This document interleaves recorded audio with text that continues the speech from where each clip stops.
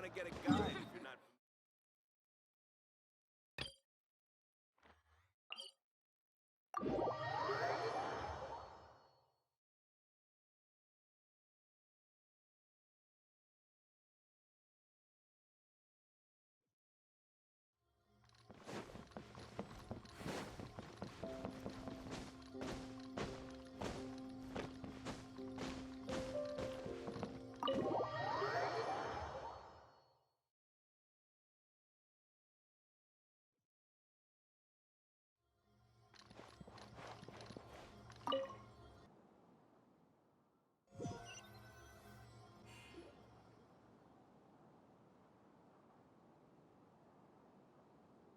Huh. Not a peep. Has Kirya given up on his revenge? Guess we'll have to keep at it.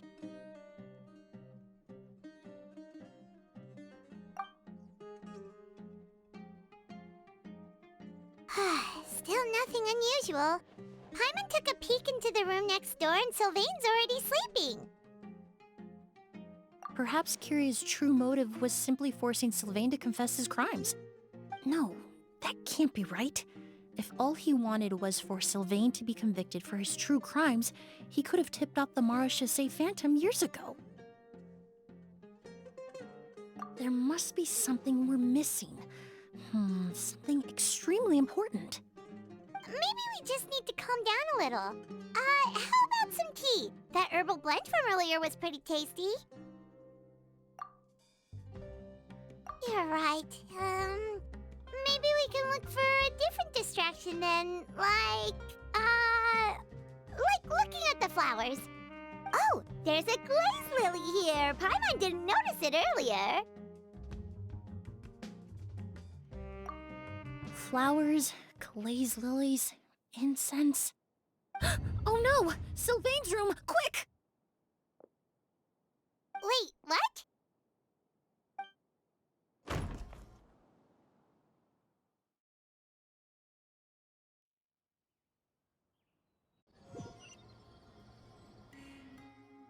Hey, did you hear? Someone was attacked again last night. It was the older of the merchant brothers, right? Yeah, I think his name was Sylvain. Poor guy was murdered in cold blood. First it was Mr. Edgar, then that merchant named Lucian, and now this. Listen up, everyone. This is an active crime scene. Please, no loitering. It's been 3 days and they haven't even caught a glimpse of the guy. What is going on? Do you think it could be the work of an evil spirit? I mean, how do you get away with something like that with so many people watching? Keep it moving, everyone. No loitering.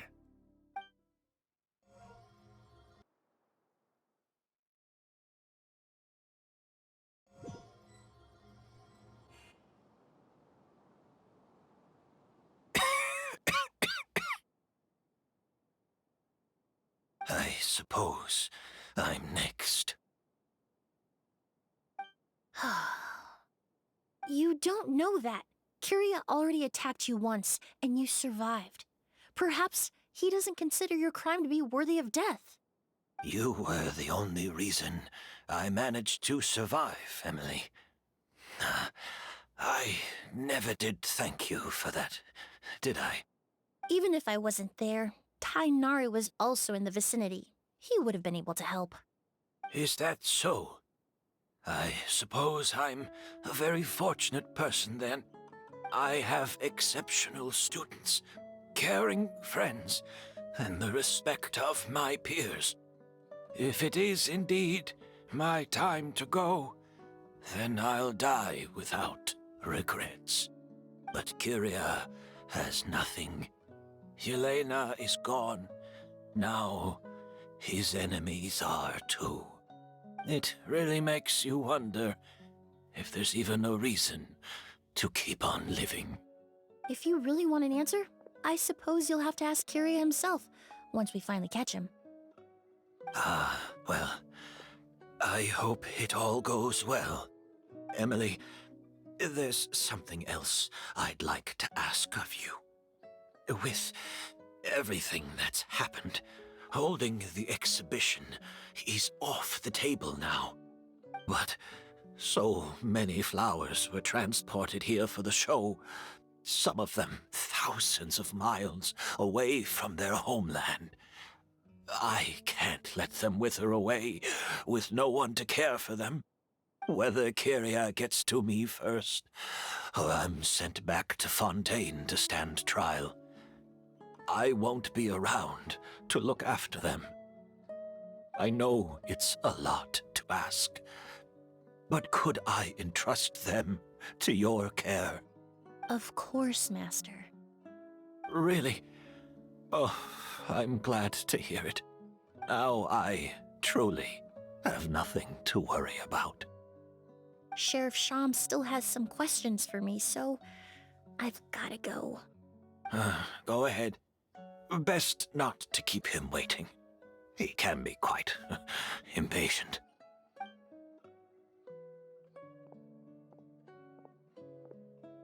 I'm sorry, Master.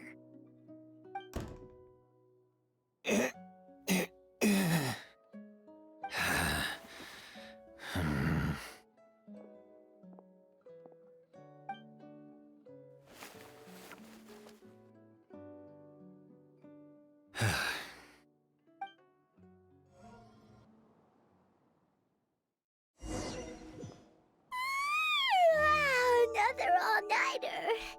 Paimon sure hopes Emily's plan will go well. Oh, but Kali still looks quite worried. Let's go talk to her.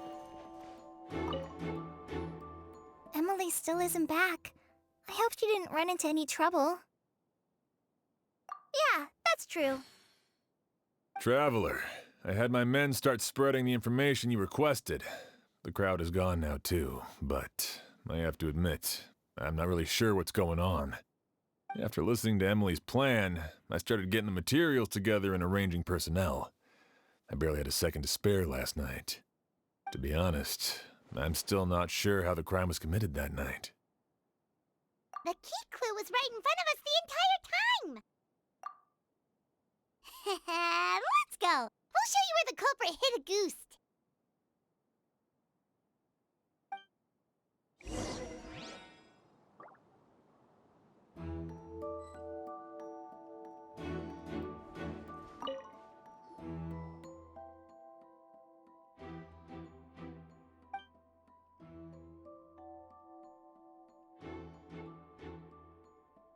This is it! The glazed lily, huh? I think I've heard of it before. It's a flower from Liyue, right? Well, did you know it only blooms at night? Emily, you're back! Exactly as expected. A flower that only blooms at night. Ah, like the Neelitpala lotus. Exactly. Although the Neelitpala lotus wouldn't be a good substitute in this scenario. When it's closed, the gaps between the petals are too large. That's why Kyria chose the glaze lily as his mechanism. He would start by preparing an agoose sample.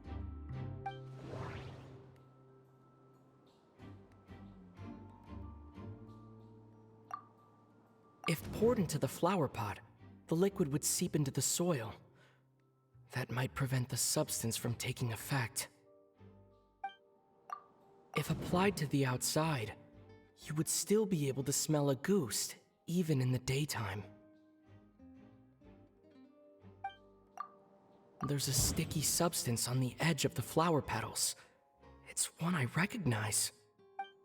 If you stick the petals together with slime condensate, then, in the daytime, the glaze lily would act almost like a hidden container. That's right!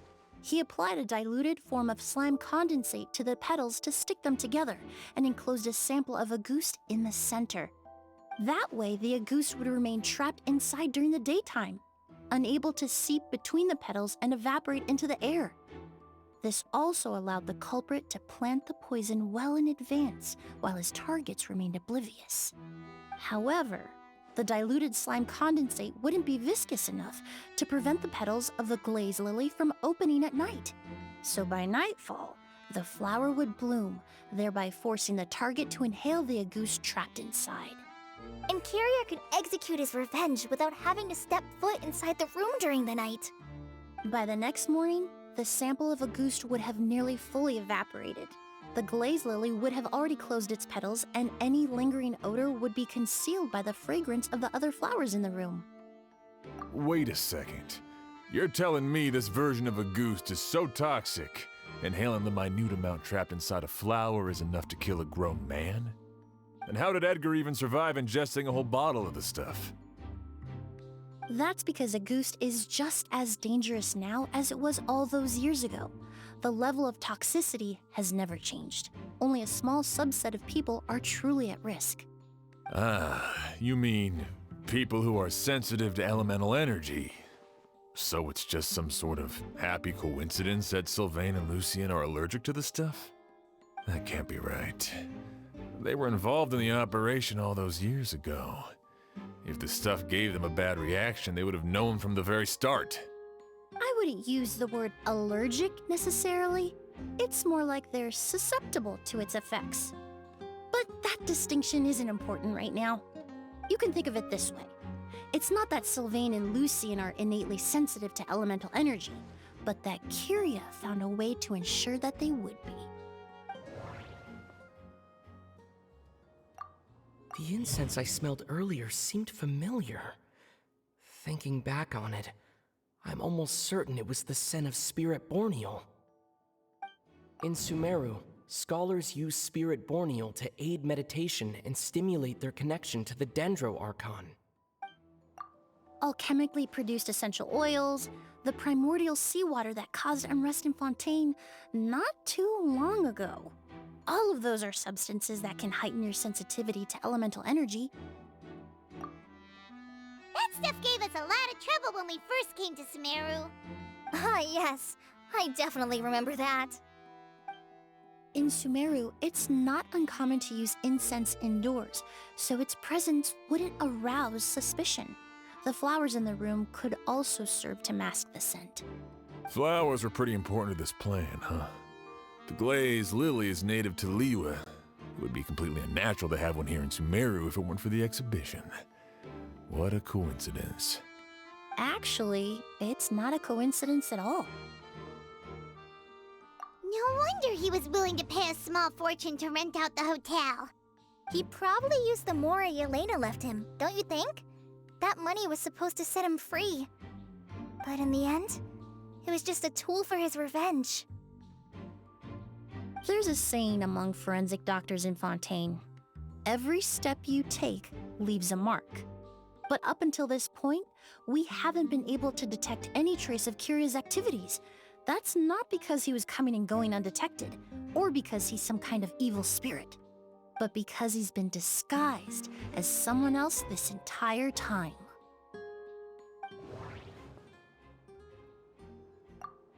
The Mora spent to rent out the hotel, the way the Auguste flower was cultivated, the method used to disguise his appearance. It all points to one person, the boy who inherited Yelena's legacy, her younger brother. Creating such an intricate mechanism out of a glaze lily, setting up the Spirit Borneal in advance, and arranging for Sylvain and Lucien to stay at the hotel. It all points to one person, the expert in charge of the entire exhibition.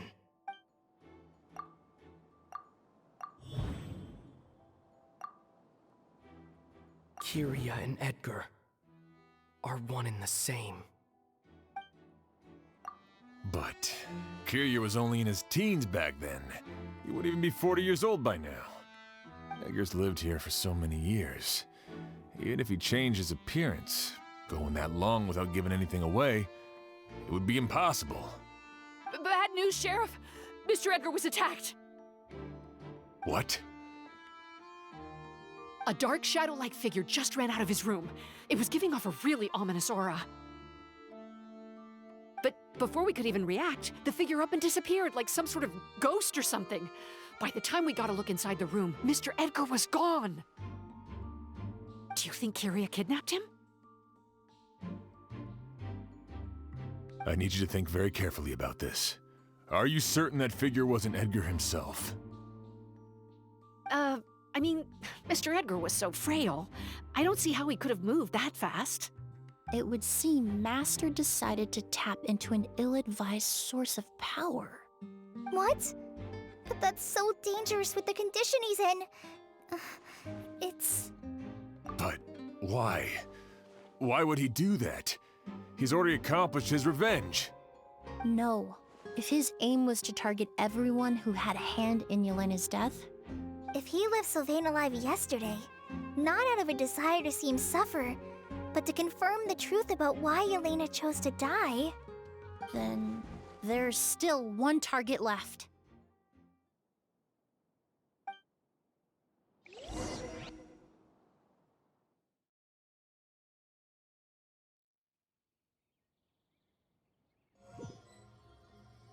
The shadow-like figure ran in the direction of the elevator, and my partner immediately chased after them. We should hurry before they're forced to confront each other. where in the world did he go? Let's ask the merchants nearby. Ghost! It's a ghost! It's all right. Please, calm down and take a deep breath. Can you tell us what you saw? I saw a black shadow. It ran right past me.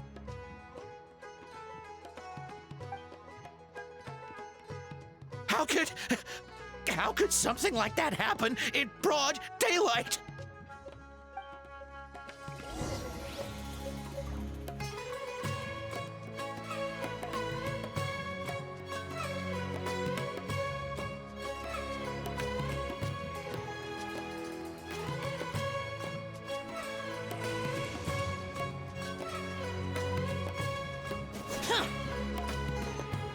This is terrifying.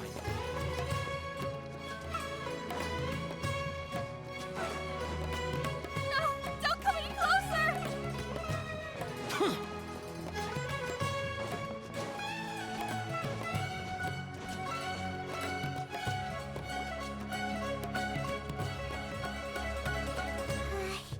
If we go any further, we'll be out of Port Ormos. There'll be hardly any witnesses. It's all right. I can detect a faint whiff of the scent from here. I would say he passed by this location not too long ago. It's this way. Please, follow me.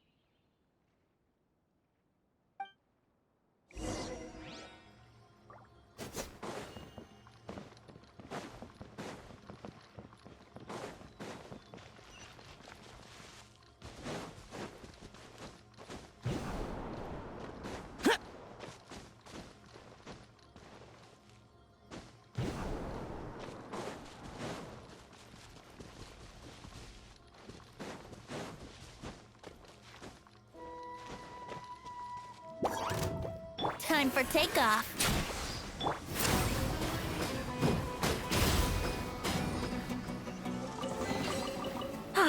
Something to add to my The collection. scent is getting stronger. This must be the place.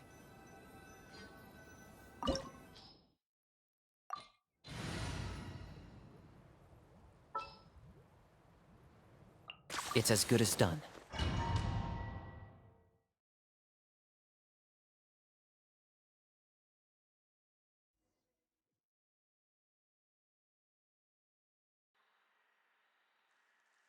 Oh! O's! Are you all right? Were you attacked? No, I'm all right. I was just chasing after that figure, and then all of a sudden, I didn't feel so hot. Let me take a look. The air definitely feels heavy. It smells nice, but for some reason, it's hard to breathe. This feeling, I've encountered it before. Everything looks all right. It was probably just the stress of the chase, combined with the impact of the environment. A bit of rest would do you some good. I can't rest. Mr. Edgar is still in there. He taught my sister how to make perfume. He's a good man. I can't just abandon him to die by Curia's hand. Oz, you need to calm down and listen to me. Edgar is the one we're after. He and Kiria are the same person. But how is that possible? I thought you said Kiria was in his 30s. Mr. Edgar is 70-something. Changing your appearance to look decades older, that doesn't seem possible. That's precisely why he had to resort to extraordinary measures to age himself.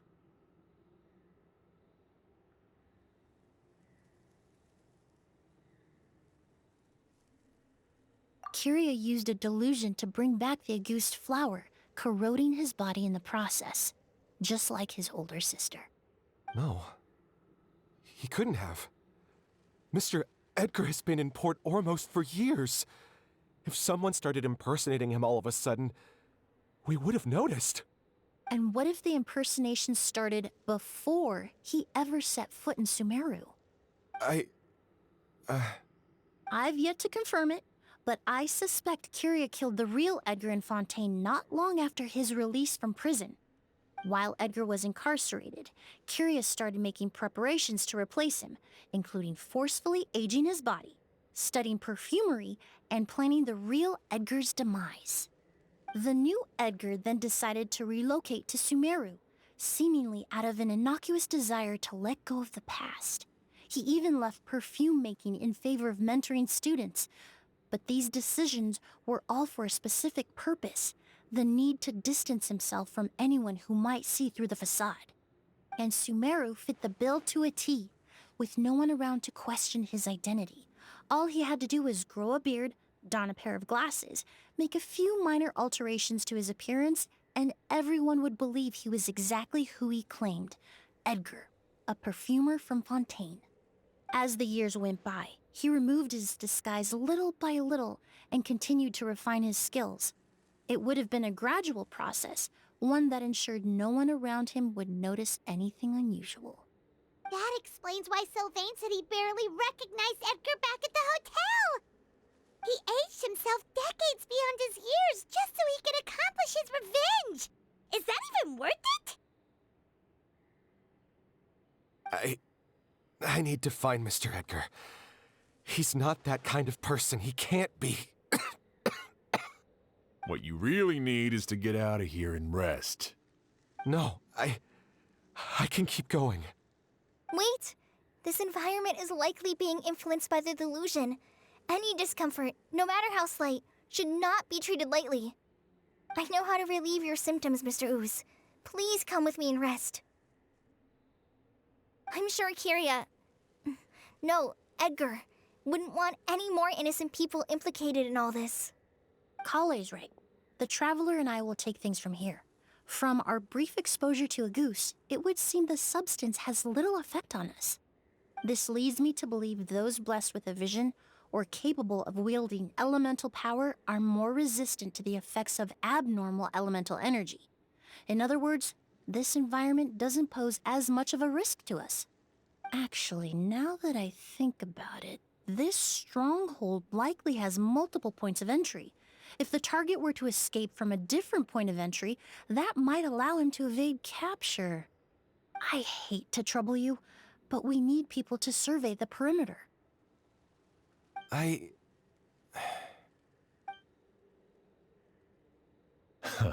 Thanks.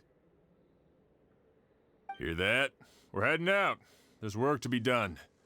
Ooze, head back to Port Ormos and start gathering reinforcements. Got it. Traveler, Emily, Paimon, please be careful. For someone whose only purpose in life is revenge, there's no telling what they'll do when there's no reason to move forward. Don't worry. This isn't the end. Not for us or for Kiria. We're not going to let a goose kill anyone else. It's time for the mythos to fade into obscurity.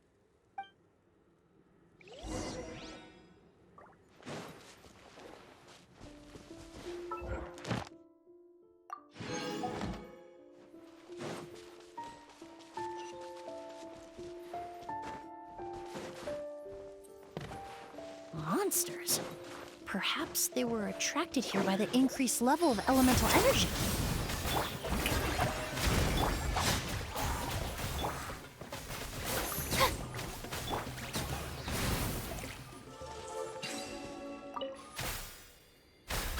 I've never seen these seeds before.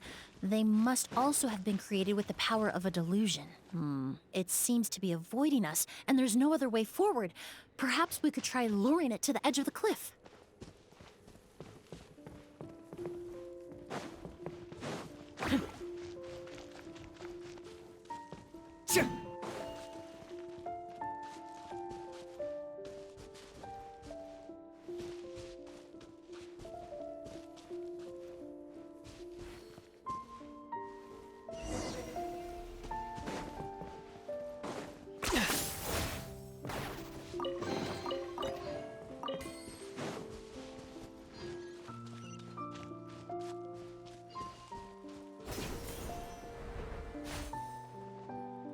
Whoa, look at all the Auguste flowers! There are so many of them. Paimon can't believe a single person did all this. Must have taken a lot of time. I fear that statement is truer than you know, Paimon. Using a delusion comes at a cost. Not just time, but the time you have left to live. But why would Kiria need this many Auguste flowers? He only needed a few bottles of Auguste to carry out his plan, right? Perhaps hatred wasn't the only emotion fueling his obsession with Auguste.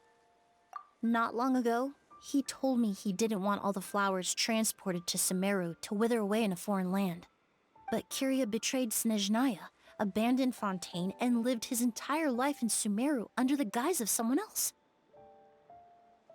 For someone with nowhere to call home, perhaps dying among a bed of Auguste flowers just like his sister is the best homecoming he could ask for.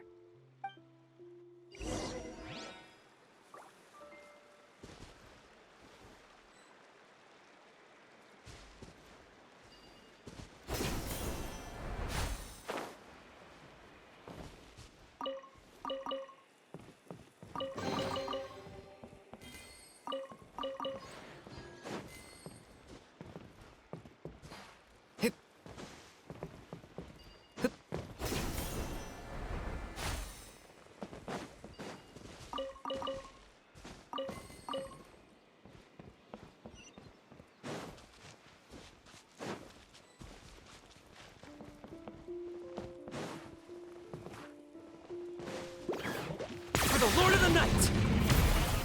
Burn it down! Glory to which none can compare! Neutralize! I want to get bad news. Measly insect! Now you must pay! Fresh and floral!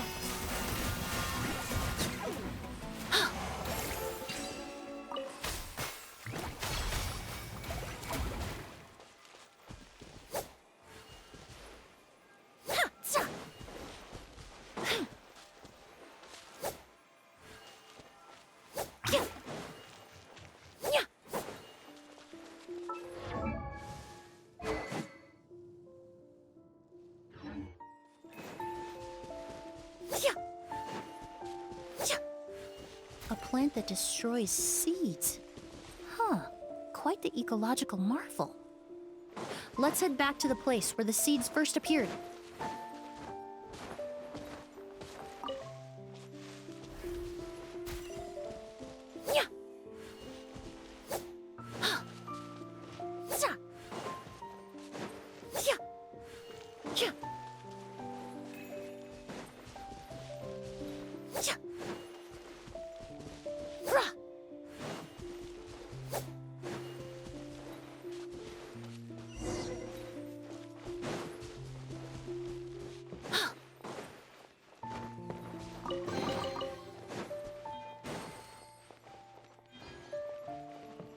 The scent of flowers is getting stronger. We're almost at the end.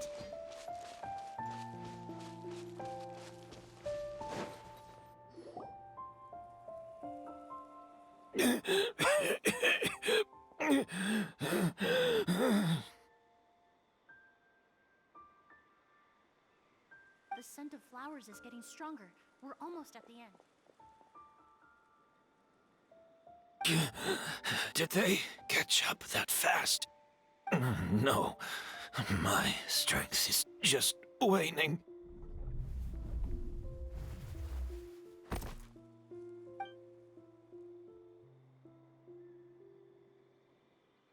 But it doesn't matter. This is far enough.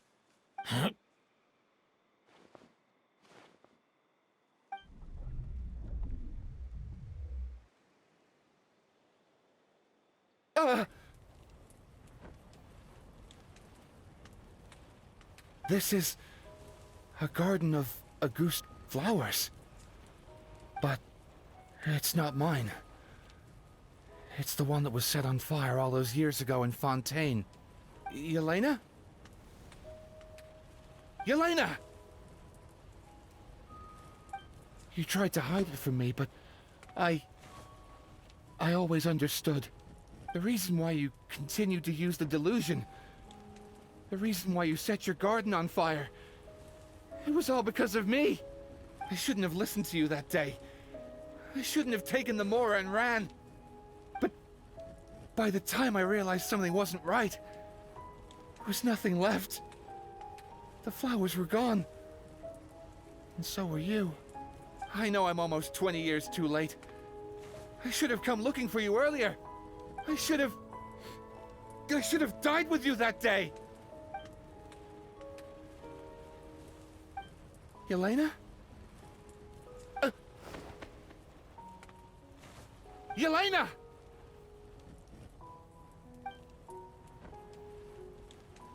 No! Don't leave me! Please! Yelena!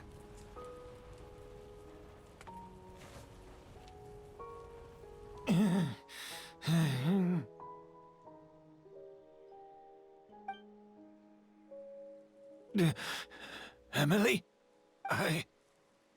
I'm alive. No, that's not possible.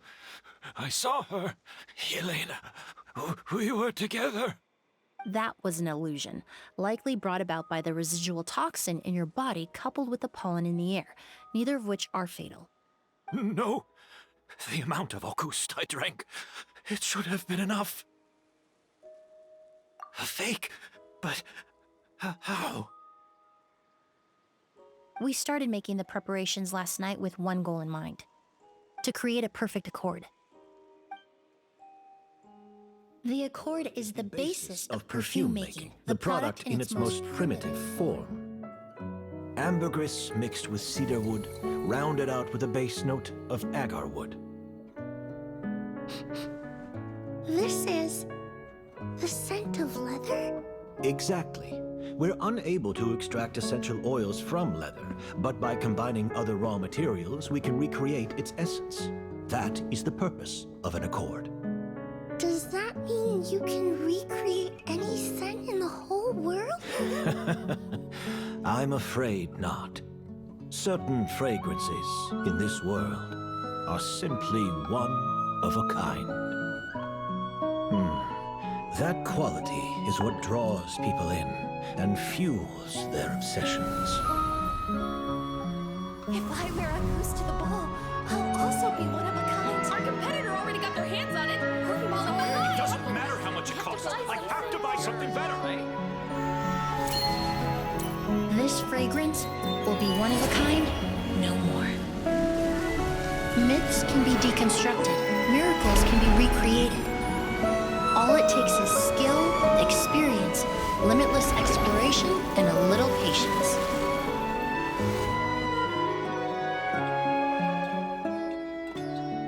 The only thing left is determining where the real Auguste is hidden. Pretending to be attacked means he's not free to move around. Auguste must be hidden within reach. Paimon took a peek through the window earlier and his house was packed with flowers. The curator commissioned a flower pot from Kasharawar, capable of retaining heat and moisture. Perfumes are as beautiful as flowers, and equally as delicate. When stored, you must take care to control the temperature and keep them away from direct sunlight. Did you get all that, Emily? I got it.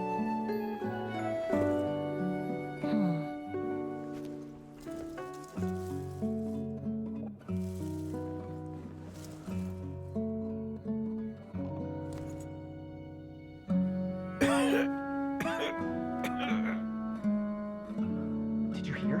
Someone was attacked again last night.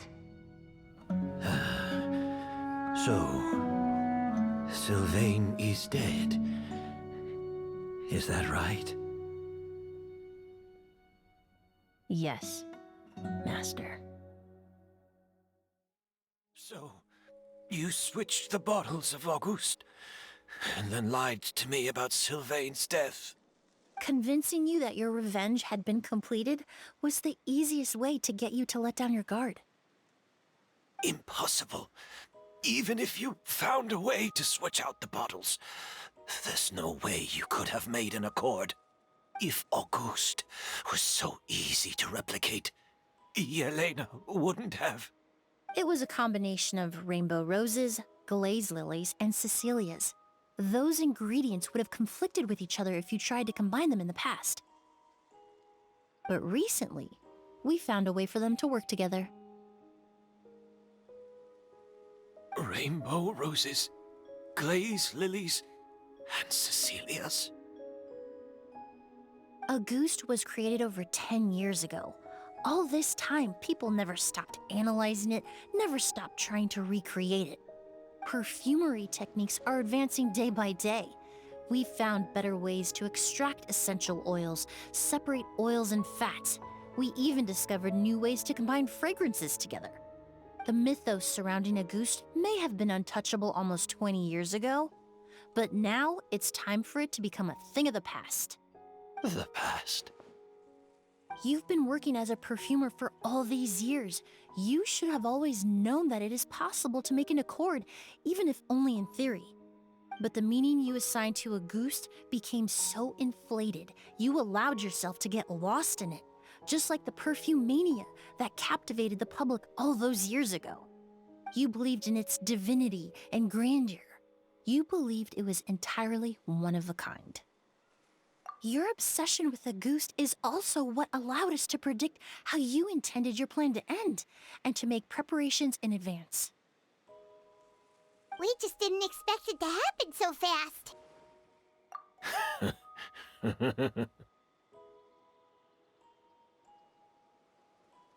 Well, you hit the nail on the head now, didn't you?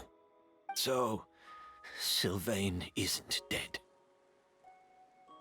Since you've been preparing your accord since last night, I assume you've also figured out my method, then. That means the news of Sylvain's death, the crowd gathered outside the hotel this morning, it was all an act you put on with the sheriff? Yes. If we hadn't, you might have resorted to the delusion out of desperation, or continued to use your Spirit Borneal and Auguste combination to wreak havoc. Who knows?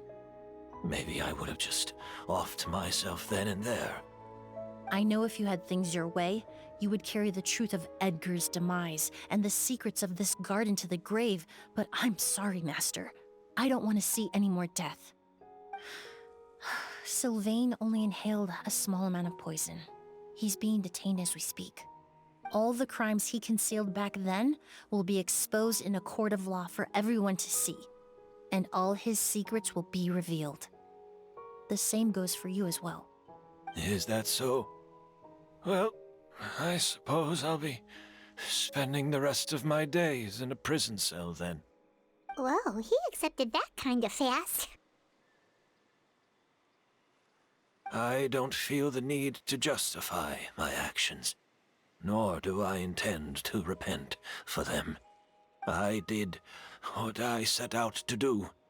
I may have lost in the end, but it was my choice every step of the way.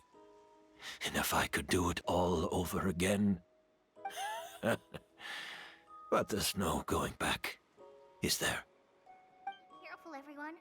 This environment is dangerous. I'll lead the way. To stick close and hurry up. We can't let Edgar die. Looks like I'm almost out of time. Although, I do have one final question, Emily. Of course, Master. The combination you used to make your accord. How did you figure it out? The scent of Auguste is complex and varied, yet the main ingredient consists of a single variety of flower. So, as I was analyzing the sample yesterday, I got to thinking, what if the scent of the Auguste flower was already imbued with that complexity during its cultivation? You're saying Yelena designed Auguste to have the scent of multiple flowers? Rainbow roses, glaze lilies, Cecilias. The perfumers of the past knew that if you combined their essential oils directly, they would just cancel each other out. It was a conundrum they could never solve. But if you cultivate a new flower species that intrinsically carries the unique features of those three scents, you can bypass that issue entirely. It goes without saying that for that time, this idea was a stroke of genius. Rainbow roses, glaze lilies, and Cecilias. Those really do seem like flowers you would choose, Yelena.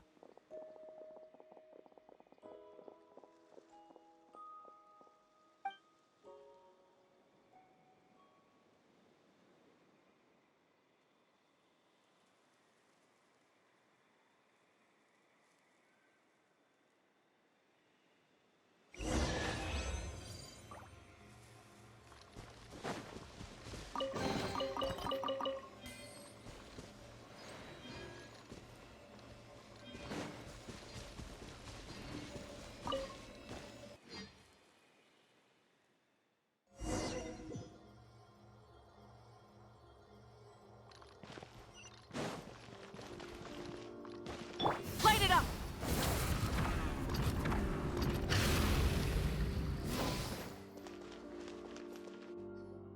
Did you know? Miss Emily's releasing a new perfume! Right, I heard about that. I think it's called Yelena.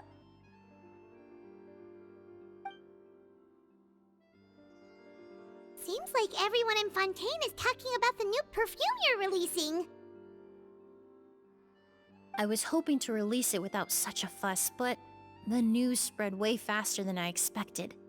I just hope it won't become the source of some new myth, especially after all the work we did to demystify Auguste. I did, although I made a few modifications to the formula to make the scent more pleasant and long-lasting. I actually brought a few samples with me today. I hope they're to your liking. Also, I was hoping you could try out the fragrance before I officially release it and tell me your thoughts. Of course! A good sense of taste and sense of smell go hand in hand, you know? Just leave it to Paimon!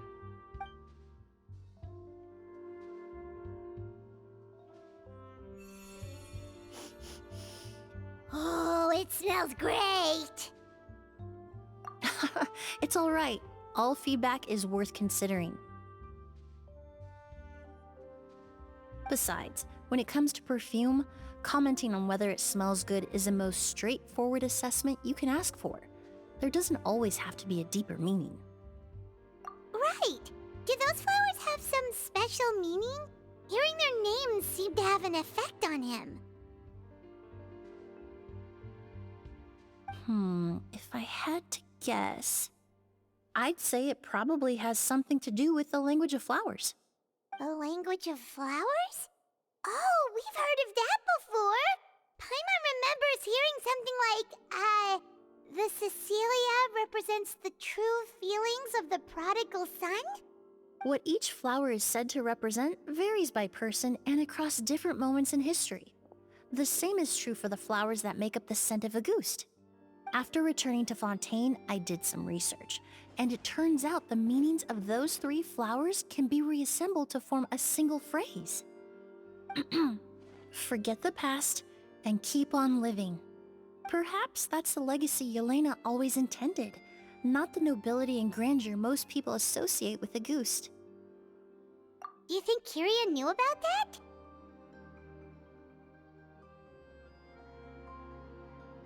I paid him a visit before his trial and explained what I found, but he didn't seem to care.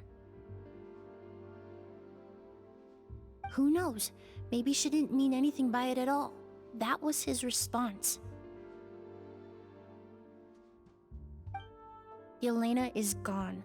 We'll never know what she was thinking. We can look for meaning all we want, but it'll never be anything but conjecture. Even if that is what she was trying to say, I would never be able to forget her. Avenging her death? That was the meaning I chose for my life.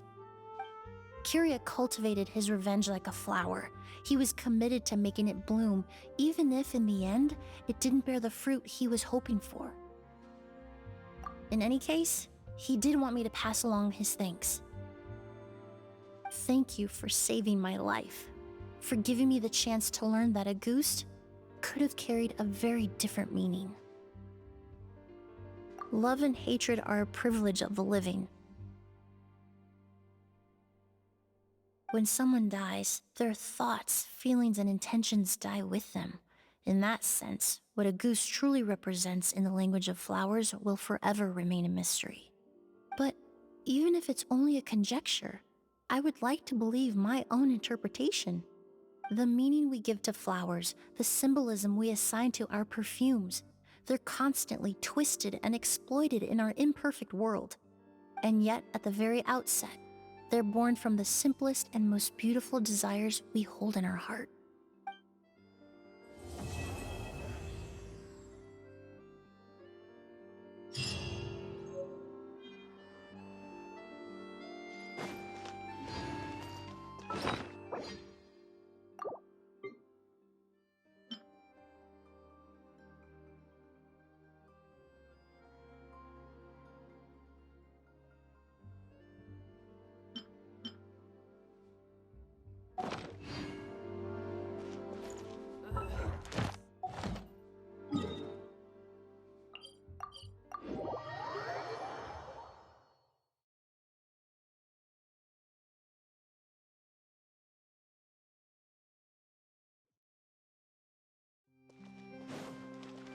Ad Astra Abyssosk. Thank you for completing today's commissions. Ad Astra...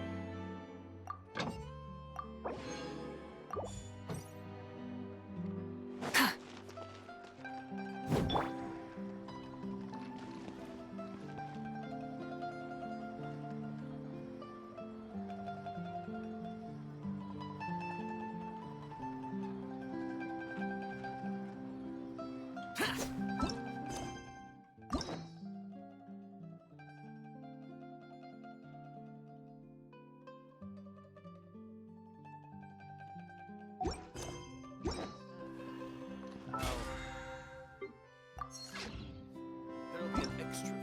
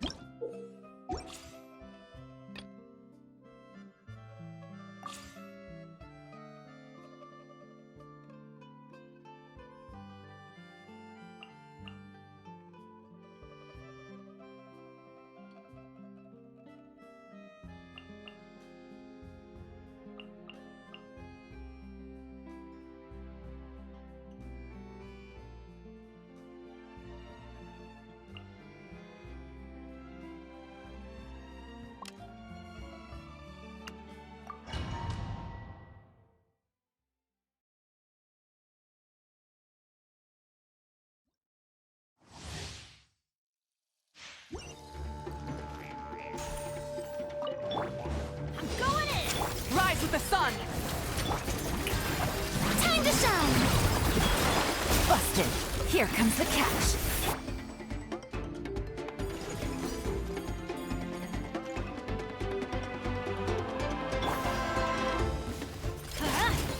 Quietly now. Let the world collide! Everybody stand! Game's up. Fun is over. Light of the blazing sun!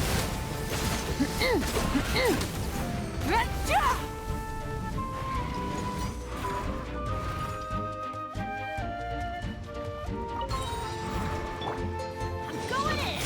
Gotcha. Yoo-hoo! Time to shine! Burn it down! Wrath from the sky!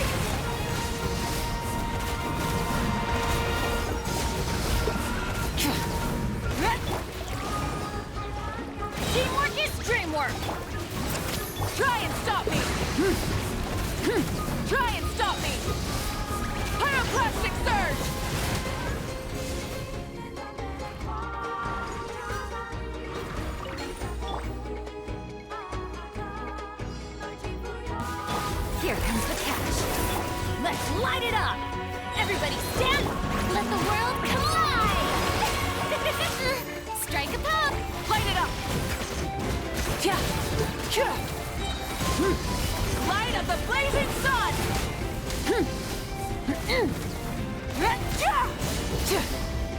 Teamwork is dreamwork! Busted. Game's up. Fun's over. Rise with the sun!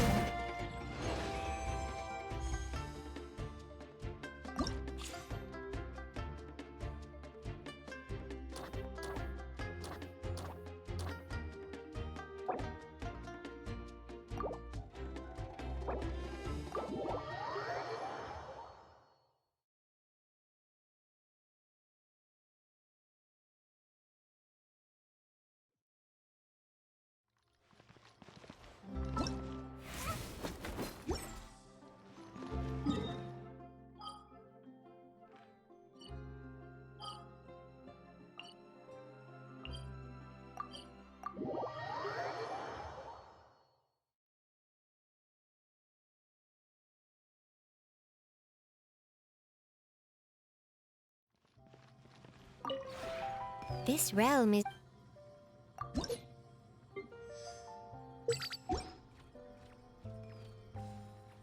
If you ever...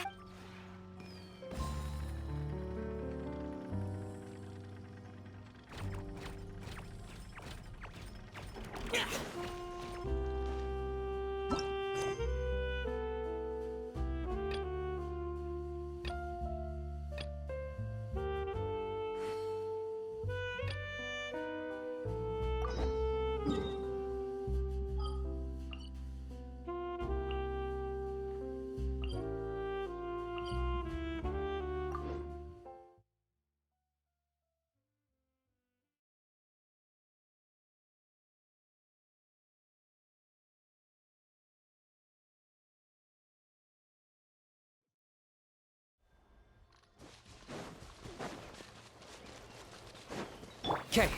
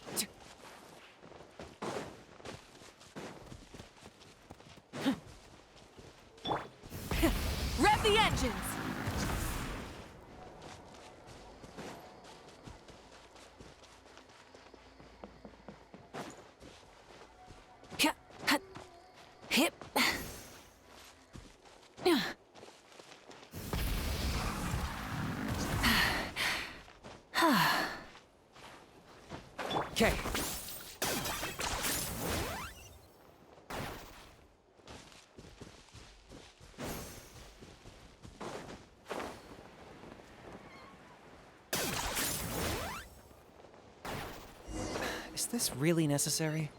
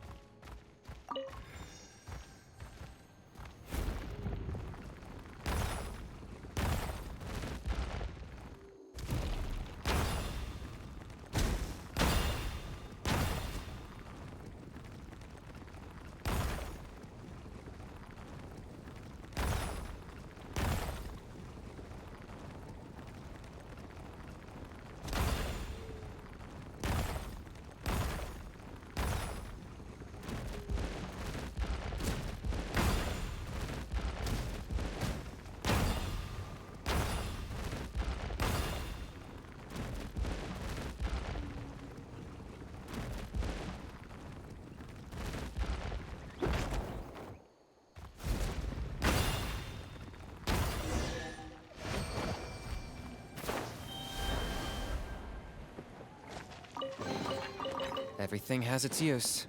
Were you not?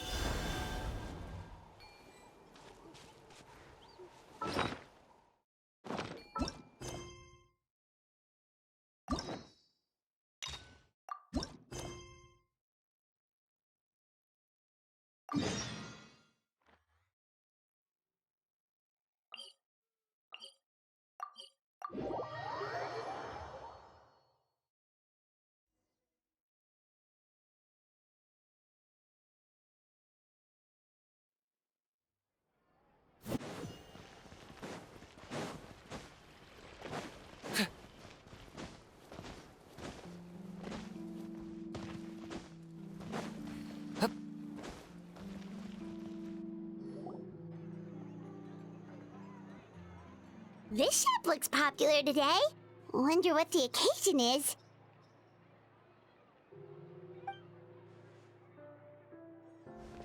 Butterfly Dew Cosmetics now on sale.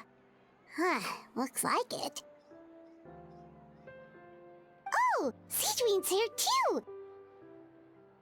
Hey there, Seedween! Hello there, Traveler and Paimon. I hope you're keeping yourselves fit and healthy. You bet we are! So anyway, what are you doing here, Seedween? The Duke insists I take regular vacations in the Court of Fontaine. This one just so happened to coincide with a promotion for a new skincare product, so I came over to take a look. I like to keep up with the latest industry developments when I can, to help me with my magazine articles. Wait, you write? For a magazine? Which one? It's called Beautés en Fleur, and it's run by the Fontaine Beauty Association. I've done lots of articles about skincare for them, using the pen name Maritime Flower. Oh, wow! You're a Maritime Flower? If Paimon's not mistaken, you're one of the leading figures in the Fontaine Beauty Association! What's so weird about that? Everyone loves beauty! I really like this role. The staff at cosmetics shops are always so polite. And as long as I wear a big smile on my face, I always get the best customer service. Well, they sure don't want to make an enemy of the Maritime Flower. Obviously, it's because of Seedween's love for beauty. Still, a leader of the Beauty Association? That's incredible. The truth is, I study this field because I cherish my own appearance. It has nothing to do with being beautiful or not. Oh, the words of a master beautician defy comprehension! Oh, wait, you're saying that natural beauty is the highest form of beauty, right? Not really. Actually, Melusine aesthetics are very different from human ones. We don't view humans based on their appearance. If I had to describe our approach, I'd say it's based on cuteness. Oh! Really? Yep. Still, I really value my current appearance, and in the process of taking care of it, I've ended up learning quite a lot about skincare and stuff. It turns out, my knowledge and experience is pretty popular with beauty product lovers. It came as a big surprise to me, though. Oh, Paimon gets it now. But speaking of your appearance, how come you look human anyway? Are you like only half Melusine?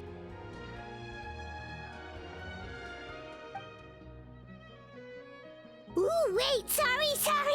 That was probably really offensive, wasn't it? No, I don't mind. I'm not mixed, though. I made a decision to turn myself into this form a very long time ago. If you're interested, I could tell you the story. A shape-shifting story? Oh, heck yeah, of course we're interested!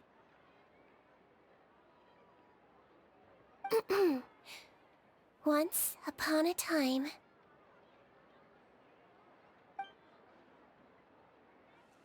Long ago, humans rejected Melusines, and Melusines feared humans.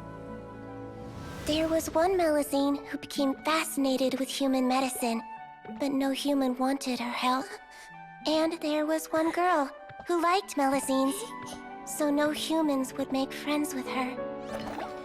So, the Melusine became the girl's friend, and the girl became the Melusine's patient. Your checkup's all done. You're still in perfect health. Thank you, Dr. Melusine.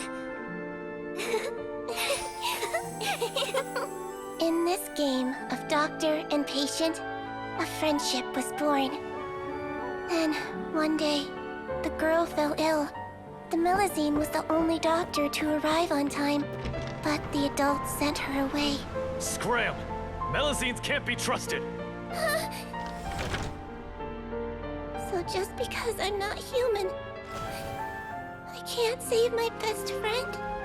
In desperation, the Melusine approached the frightening witch.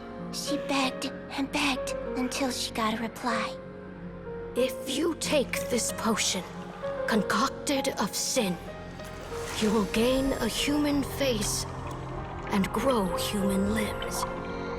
But then, you will lose everything that attracted this friend of yours to you in the first place.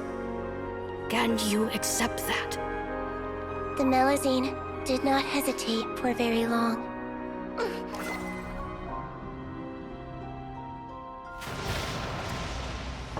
On a rainy night, a little doctor knocked on the girl's door. The doctor wore a hood and raincoat, maybe to protect her from the rain, but maybe also to hide a secret. The little doctor held the girl's hand and treated her illness, just as she had so many times before.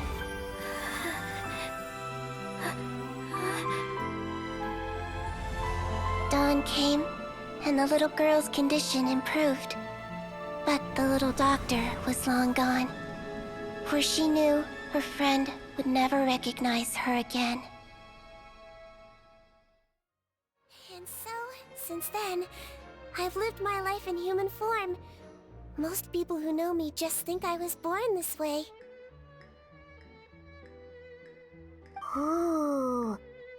A witch? A potion? Why does this sound like a fairy tale? Trust me, it's a true story. Must be the way you told it then. It just sounds so... Yeah, not every Melusine would take human form to save their human friend. That must have been a huge decision. Treating patients is a doctor's duty. We must always find a way, even when the going gets tough. Ugh. It's so crazy that they turned you away just because you were a Melusine, especially when their daughter was so sick. Well, sometimes appearance can be a real barrier, but that was a long time ago. I like how I look now anyway.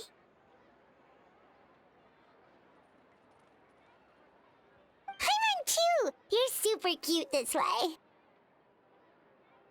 Attention customers! Thank you all for waiting. Now, on behalf of our skincare partner, I'm delighted to announce that our exciting new product is now officially on sale. Well, there we go. Let's have a look, shall we? Oh, Paimon, if you want to buy any skincare products, I'll be happy to give you some suggestions. Really? Personal advice right from a leader of the Fontaine Beauty Association? What an honor! Allow me to introduce our newest skin lotion, Butterfly Dew. I'm sure many of you have already read about this product's trials in the newspapers. To say that it improves skin quality is an understatement. This product gets its name from the way it transforms your skin and makes it glow anew, like a butterfly emerging from its chrysalis and spreading its wings for the first time. We are thrilled to have the inventor of this fantastic product with us here today. Please welcome Mr. Rawat, a researcher from the Fontaine Research Institute. Now, without further ado, I'll hand over to Mr. Rawat to tell you all about what Butterfly Dew can do for you. Thank you. Hello, everyone. I'm Rawat, and I developed Butterfly Dew. Wow, what a looker. He's a researcher? Wow, he's really challenging the stereotype. It seems that everyone is surprised by my entrance. Or should I say, my appearance. I'm well aware that researchers are generally better known for their brains than their dashing good looks. In that regard, I do believe I break the mold somewhat. Of course, appearance is a skin-deep way of defining a person. And yet one's appearance can be a very real set of shackles, holding a person back in their life. It can rob a young person of their self-confidence when applying for a job, dissuade a young lady from approaching the one she loves. Our actions are at the mercy of our appearance, and we slowly become the very person that the outside world sees us as. But what if I told you that those shackles can be broken? If our appearance prevents us from changing, then let us first change our appearance itself. Wash away moles, birthmarks, and wrinkles, and they can no longer rob us of our confidence. Replace them with luster and radiance, and we shall never again hang our heads in shame. That is why Butterfly Dew exists. Its mission is to allow us to shed our pupae, undergo a complete metamorphosis, and embrace a new life. Well, whether it actually works or not, after that speech, Paimon's already sold! Mr. Rawat, could I ask if you've used this product yourself? Of course, I tried it many times while I was testing it. You can consider me a product ambassador. Wow, then it's sure to work! Still, I don't expect to convince you just by blowing my own trumpet. So, could I get a volunteer from the audience to try it out? Oh, Paimon volunteers!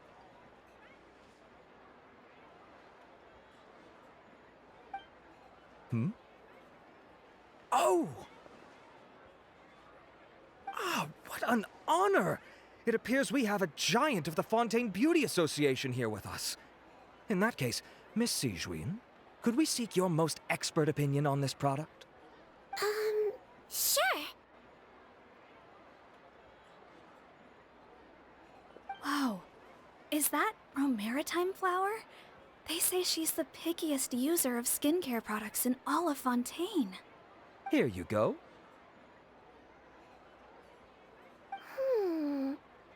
Well, it's very kind to the skin, and the absorption rate is high. Even for Fontaine, this is a first-rate product. Wow, now that's high praise! I'll take one! Any discounts? All right. Well, all that remains for me to say is, Butterfly Dew is now on sale!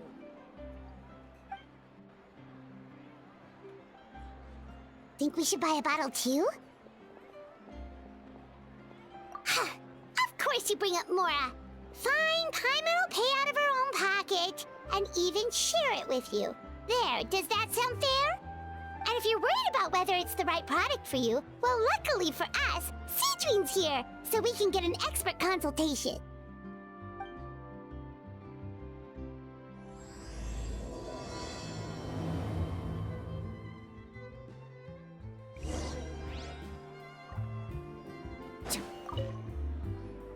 It's an honor to receive such high praise from you. To be honest, I was also hoping you might be able to point out some flaws in the product so I can keep improving it. With most skincare products, the pros and cons only become apparent with long-term use. Yet, this one has instant benefits, improving skin quality without any obvious side effects. It's one of a kind. Don't worry though, I plan to keep using it, and I'll publish regular reviews in Beauté Sans Fleur. You can read my thoughts there. All you need to do is subscribe. Oh, I was hoping for a more casual conversation, but you are a beauty association leader after all. I understand if you want to keep this professional. Sijuin? Oh, excuse us, Miss Beauty Expert. But do you think this product is a good choice for me and him? Wait, are you the renowned traveler? That's right, and by his side, the equally famous Paimon. Well, I don't normally handle customer questions personally, but since it's the traveler asking, allow me to make an exception. Butterfly Dew is made for all skin types, so no matter who you are, you can rest assured that it will be kind to your skin. If anything, it might be marginally more effective on Fontainian's skin, but other than that, it works the same on everyone. Why would it work better on Fontainians? In the interests of protecting my trade secrets, I'm afraid I can't answer that, Miss Paimon. Alright then. How about a friend discount? Save yourself the trouble. I'd be greatly honored to have both of you use my product. Here, take 2 bottles for free. Yay! Paimon's private fund survives! I can see why you might think that, but please don't misunderstand. This gift is simply a token of my esteem. There's no business motivation behind it. To me, finding new customers for Butterfly Dew is about meeting kindred spirits, fellow admirers of physical beauty. I consider it a labor of love. Admirers of physical beauty? Eesh, that's embarrassing to say out loud. It sounds so shallow. It's nothing to be ashamed of, Miss Paimon. Most people claim to desire inner virtue, but it's still physical appearance that turns their heads. This is a fact of life. It's only natural for people to desire to become beautiful. And that's exactly what inspired me to choose this research direction in the first place. You're right. Everyone loves beauty, don't they? Look at the time. My apologies, but I have other things to attend to. I'll leave you with these 2 bottles of Butterfly Dew, and I look forward to seeing you again. Paimon, I'd say there's no need for you and the Traveler to use this product for now. Why? Is there a problem with it? The quality is fine. I just think there's room for improvement. I think I could add some ingredients to the mix to make it more effective. Really? Then why didn't you tell Rawat about that? Researchers are a very special breed of human. You can point out their flaws to their face and they won't mind very much. But if you tell them that someone else could do a better job, now that'll make them really upset. If I'd mentioned it, he probably wouldn't have given you those 2 bottles for free. Fair enough, that makes sense. If you're interested in the more effective version, I can write up a list of ingredients for you. Just come get me once you've gathered them. When you say more effective, you mean it'll make Paimon even prettier? Ooh, how can we say no? As for me, it's probably time I got back to the Fortress of Meripede. I mustn't leave the infirmary unattended for too long. Alright, see you there then!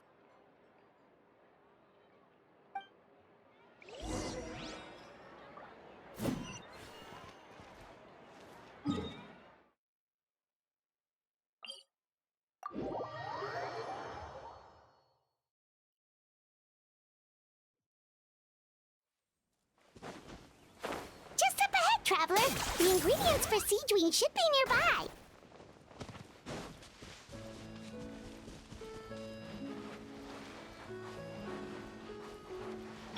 Burn it down! Wrath from the skies!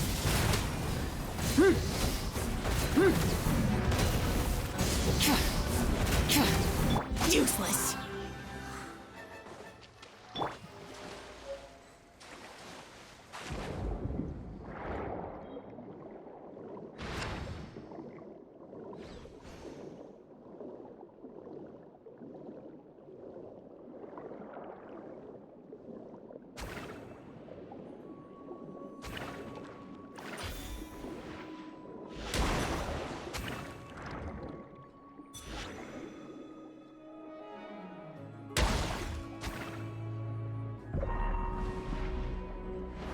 Great! That's everything! Let's head to the Fortress of Meripede!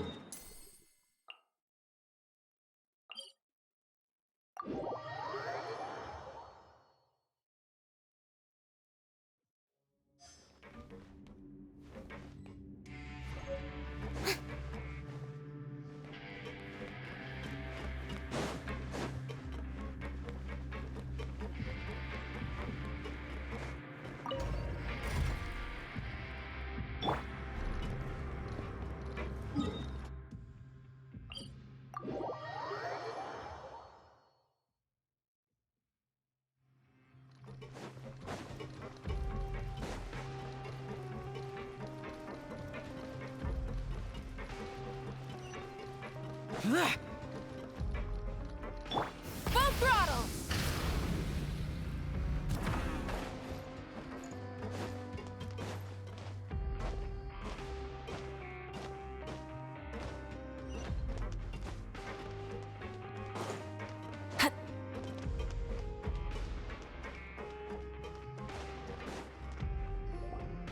Whoa, the infirmary is packed! Please, you have to believe me. I saw it with my own eyes last night. Another me! He looked exactly like me.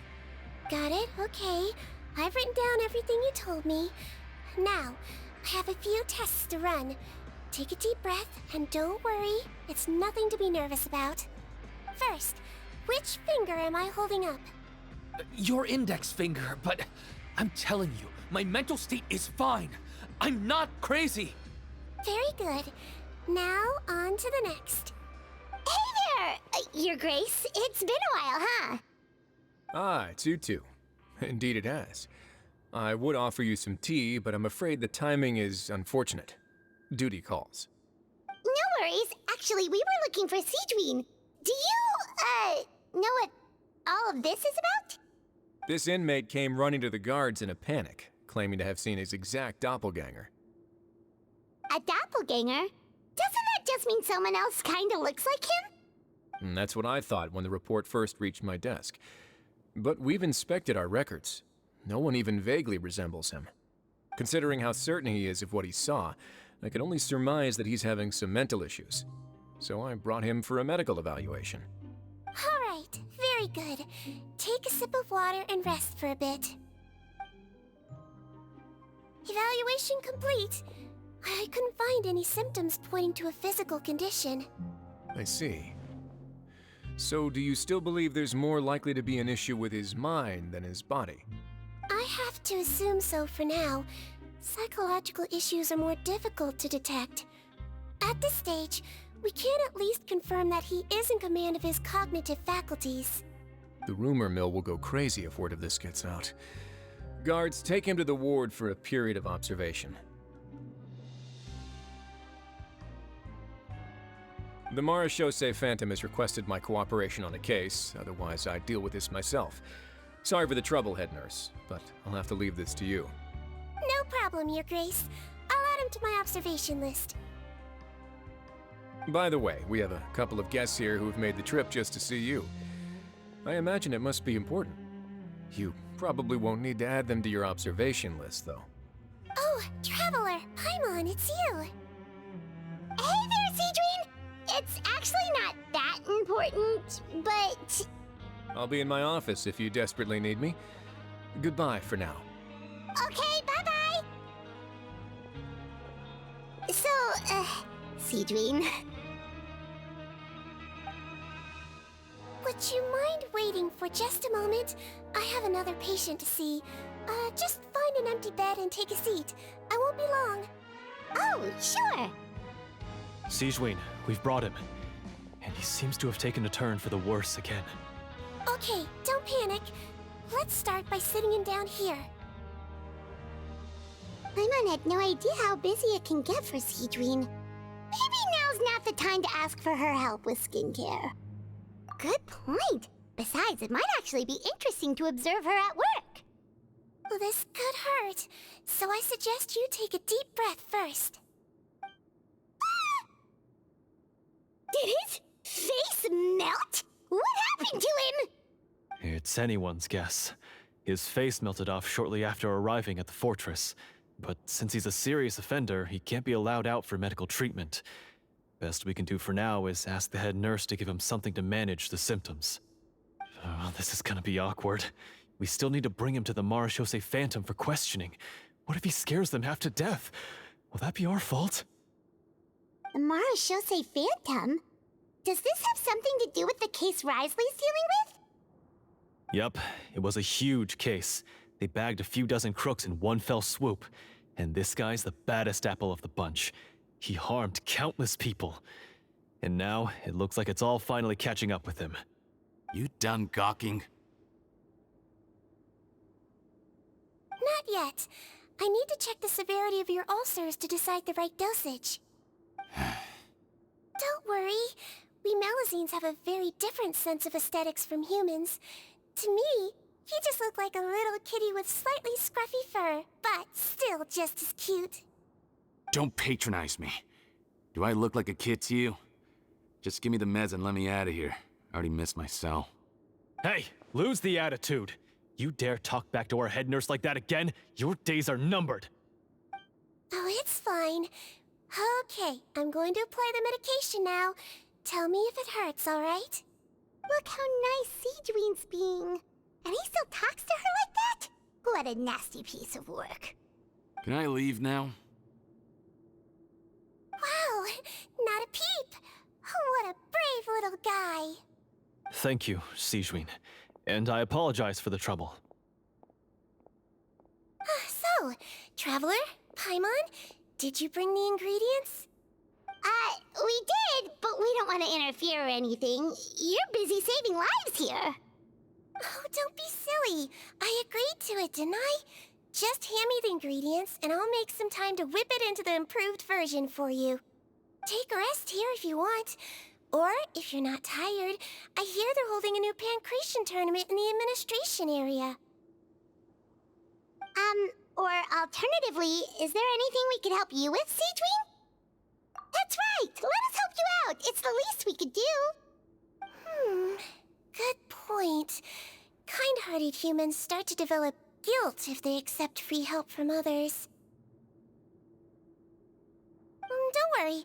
I'll take a look at my schedule. I'm sure I can find something to treat this condition. I gotta warn you, though, it'll be tiring work. So I suggest you take a break first, then come back and see me when you're ready.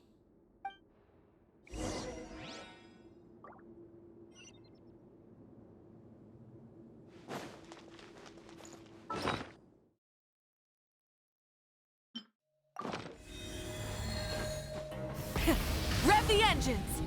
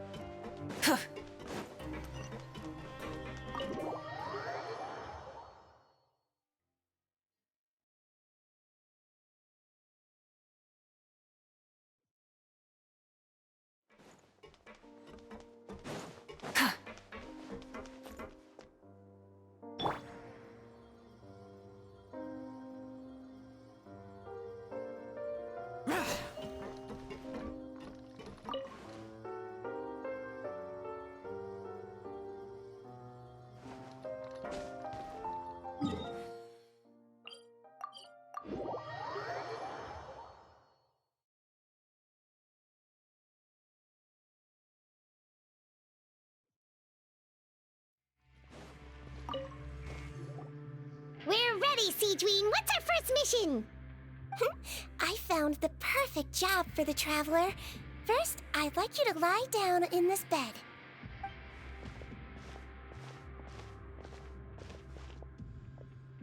What for?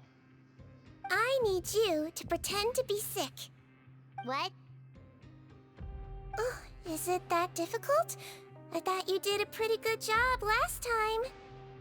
Oh, so you knew. I sure did. He was way more interesting than the usual malingering inmates, and you played along very well, Paimon. I observed you two for quite a while after that. Well, this is awkward. But why do you need us to do it again now? No time to explain. My next patient will be here any second. Oh, please, just do as I say. You can, pretend like you've got a nasty headache, and throw in some dry heaving for good measure. Okay.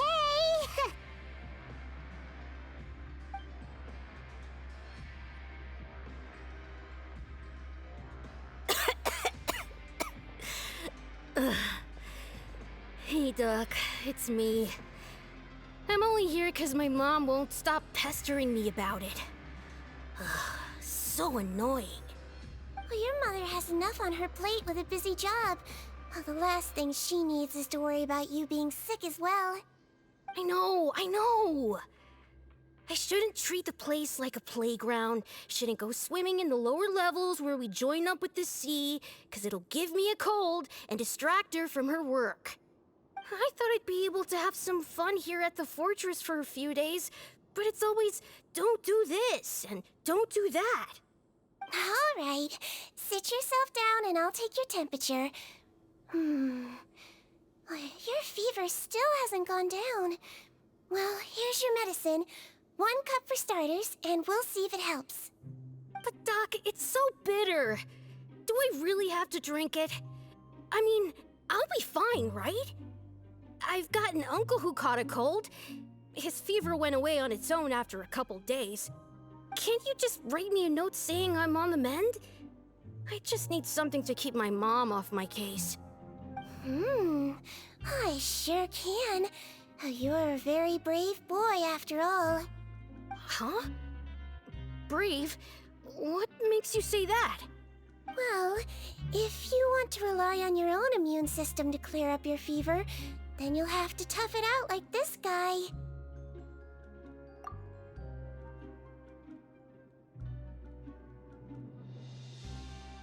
Hang in there, Traveler! Are you gonna puke? Paimon can get you a paper bag! Huh? As long as you're tough enough to get through the nausea and dizziness caused by the high fever, you'll be right as rain after just a few days' rest. And if I'm not tough enough? Hey! Wake up! Wake up! Put it this way. At least you'll never have to see the doctor again, right? I think maybe I'll take that medicine after all, if that's okay. Oh, of course. Here, it's still warm. It's so bitter. All done. Great job, you two. That kid really doesn't know what's good for him. His mother's a guard here. She's been working back-to-back shifts lately, but unfortunately, his father's away on a business trip right now. She had no choice but to bring her son here for the time being. He was quite happy at first. He seemed to think that the Fortress of Meropide would be all fun and games. So you made us put on that act just to scare a kid into taking his medicine? That's a pretty sneaky trick. Seems like there's a whole side to Siegeween we never knew about. It's a technique I learned from my teacher. Oh, you had a teacher? Was she a Melusine doctor too? She was human. She passed away a long time ago. Oh, sorry. No, it's fine. I really liked my teacher, so it's always nice when I get to talk about her with other people. She was a traveling doctor, and since she didn't have a clinic, she'd go out and visit her patients wherever they were. Dealing with the badly behaved ones was her specialty. She used to say, if you can scare the little brats into taking their medicine, you won't have to hear them wailing and screeching when their condition gets worse.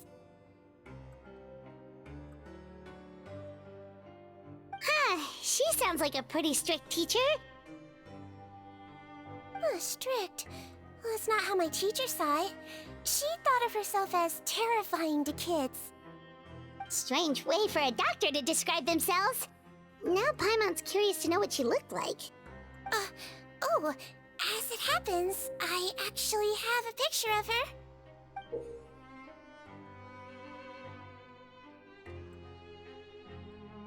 Oh, wow, yeah, okay, that'll terrify the kids. Yep, all the children she treated thought she was a witch. Why does it almost sound like you're envious of her? Oh, because I am. If she was here, all the children would take their medicine without any need for tricks. A doctor who looks like a witch. True, they wouldn't dare try anything funny with her around. Oh, me, on the other hand, it's hopeless. Children aren't afraid of me at all. That's actually a good thing, you know? Oh, my next patient should be arriving now. Would you mind lending me a hand again? Sure thing! On to the next mission!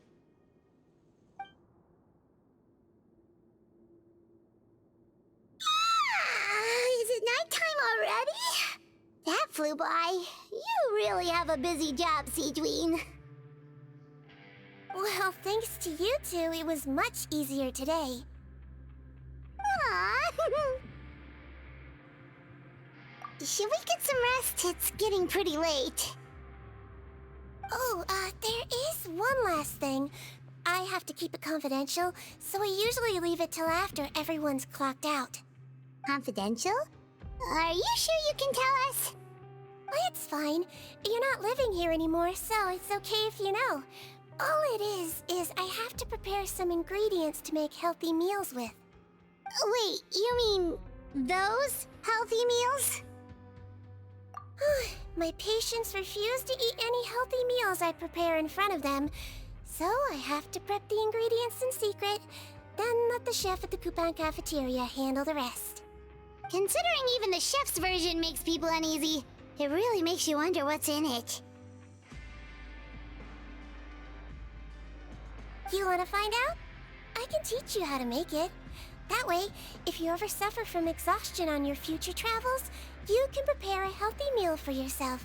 It's really good for you, you know. Sure? Guess we can help out one more time.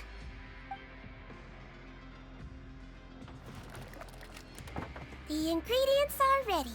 Now, put them on the table and add them in the order I tell you.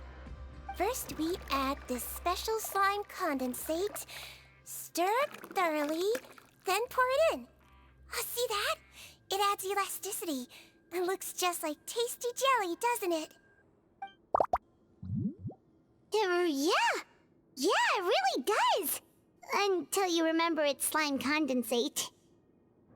Next up, xenochromatic crystals. You want to crush them up into a fine powder, like powdered sugar.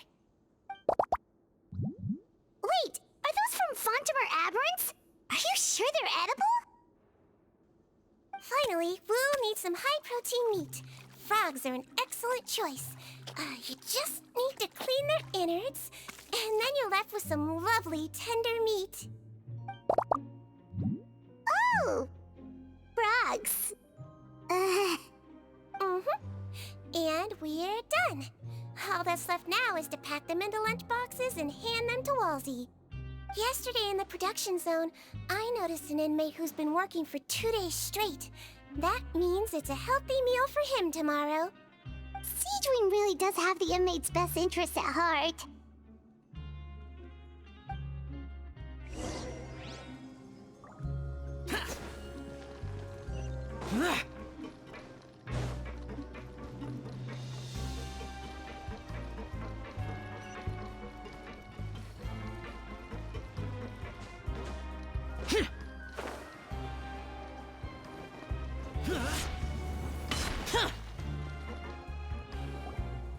Ah, head nurse. Got some extras for me? Just the one today. The serial number's on the lid. Sounds good. I'll make sure it gets delivered. Sounds like they're talking in code. Thanks for your help. Oh, it's no trouble at all. I only wish I could do more. You work so hard for all our sakes. I'd happily lose a little sleep if it meant helping you out. That won't do. If you reduce your sleeping hours any further, your health will start to suffer. All right. Nurse's orders. I'll do as I'm told. But you take care of yourself too.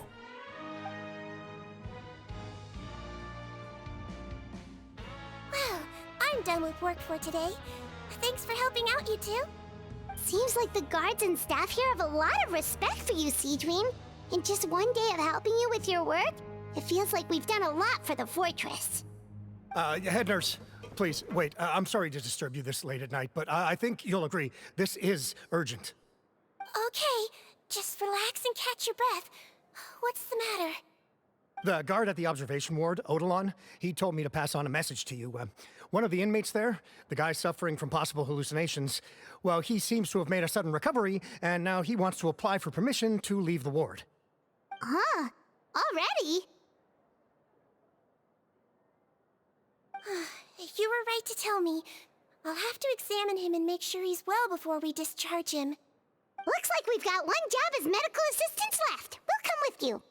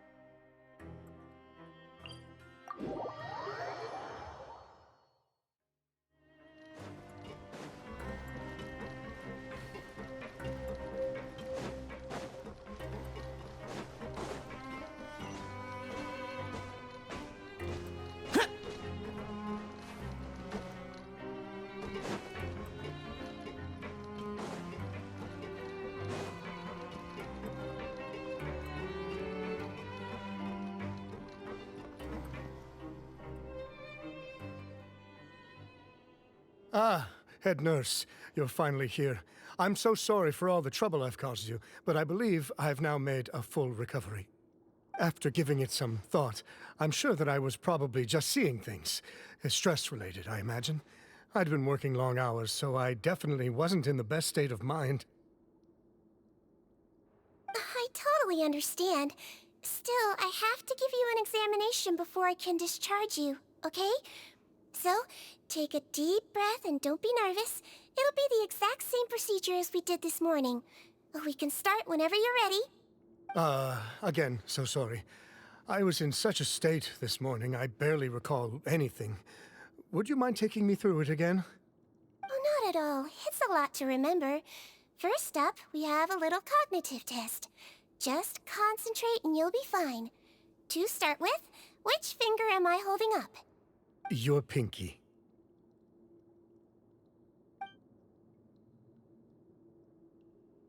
All right, all indicators seem normal. So it was a stress-induced hallucination after all? Well, we've certainly had previous cases of mental illness caused by overwork, which is why I carefully observe everyone in the production zone. I wonder how I managed to miss the signs this time. Please, head nurse, you shouldn't blame yourself. I'm just still adapting, that's all. Pushed myself too hard, and I guess I couldn't take it. Thanks for looking after me. I'll be as good as new after a good night's sleep.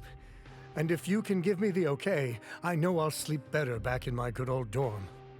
It can be difficult to relax in an unfamiliar environment. Alright then, you can leave the ward. I suggest you take 2 days off to focus on your recovery.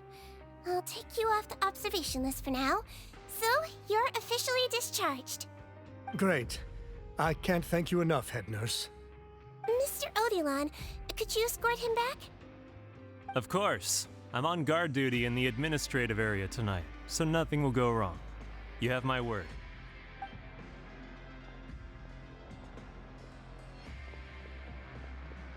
Guess you're finally done for the day now, huh? Yep. But I still haven't gotten around to making that improved lotion for you yet. Oh, no rush! Seriously, it's super late now. You should go get some rest too. Well, tomorrow it is then. Good night, Traveler. Good night, Paimon. Hope you sleep well.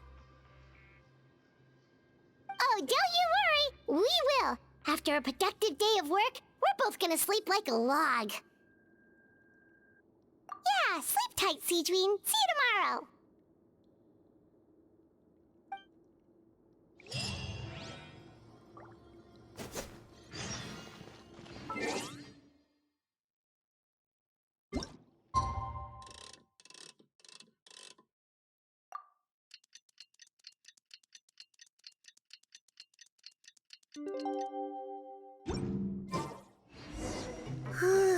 Paimon really did sleep like a log. Let's go find Seedween.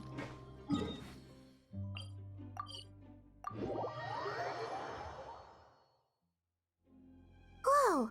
How is the infirmary even busier than yesterday? Good morning, Traveler and Paimon. I have a few people here for a checkup, so you might need to wait for a while. No problem. Anything we can do to help? There's a bit of a complicated situation here. I'm still getting to the bottom of it myself. You have to believe me. I'm telling the truth. You're in a medical facility. Keep it down. Please, listen to me. I'm not Gascon. I'm Uy. You're a horrible liar, you know that? We get all your mugshots with the arrest warrants. It's clear as day that you're Gascon.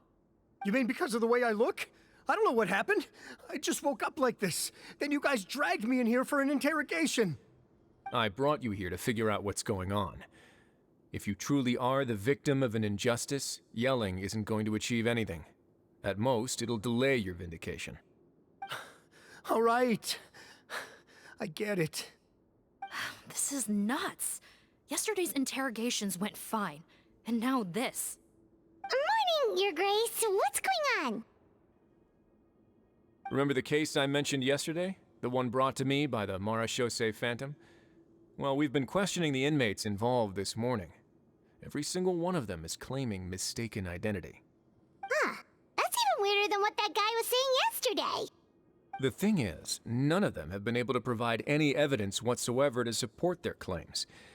Questioning them further got us nowhere, so for now, we've brought them to the infirmary. And we thought yesterday was as busy as it got for Siegeween. We've compiled their statements. Have a look. Perhaps there's something we missed.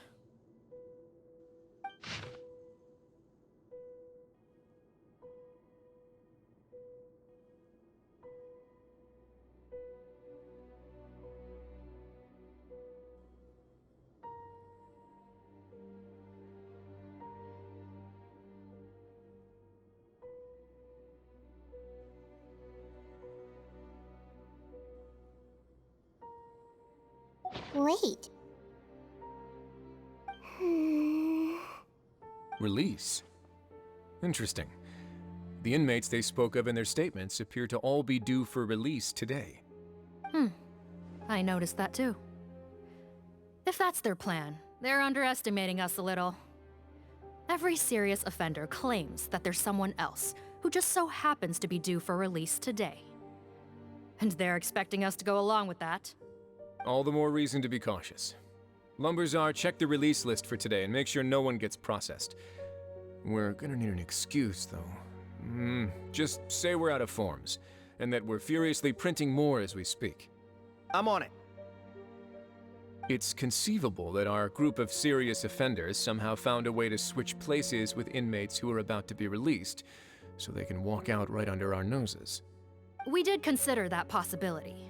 But I mean, just look at them. They match the warrants, period. How could there have been a switch? Only if they're dead ringers for the inmates due for release, I suppose. I gave you that name list yesterday to assist in your investigation. Did that help? Yes, the inmates' mugshots were attached to the list. The first thing I did was check for lookalikes, and I didn't find any. The only other thing that stands out to me is that their voices sound a little different today. But it's not exactly hard to put on a fake voice. Oh, really? What does our head nurse make of all of this? Give me a moment. I think I have a way to confirm whether there's been a switch. I know, it's not time to change your dressing yet, but please bear with me. Huh? Isn't that the guy from yesterday? This should be Honore. He has very severe facial ulcers, which require an operation in the hospital at the Court of Fontaine. I authorized him to leave the fortress for medical treatment under guarded escort. Yes, like I told you. I'm not Putton. I'm Honore. So there has been a swap.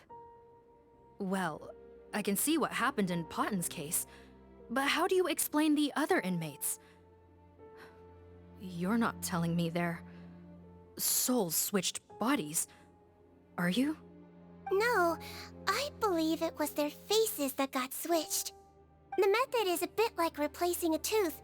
Take the bad tooth out, put a false one in. And actually, I think I can prove it to you. Traveler, Paimon, do you remember Eric from the other day? Yeah, sure do. Then you can be my witnesses. To start with, please fetch the inmate who claims to be Eric.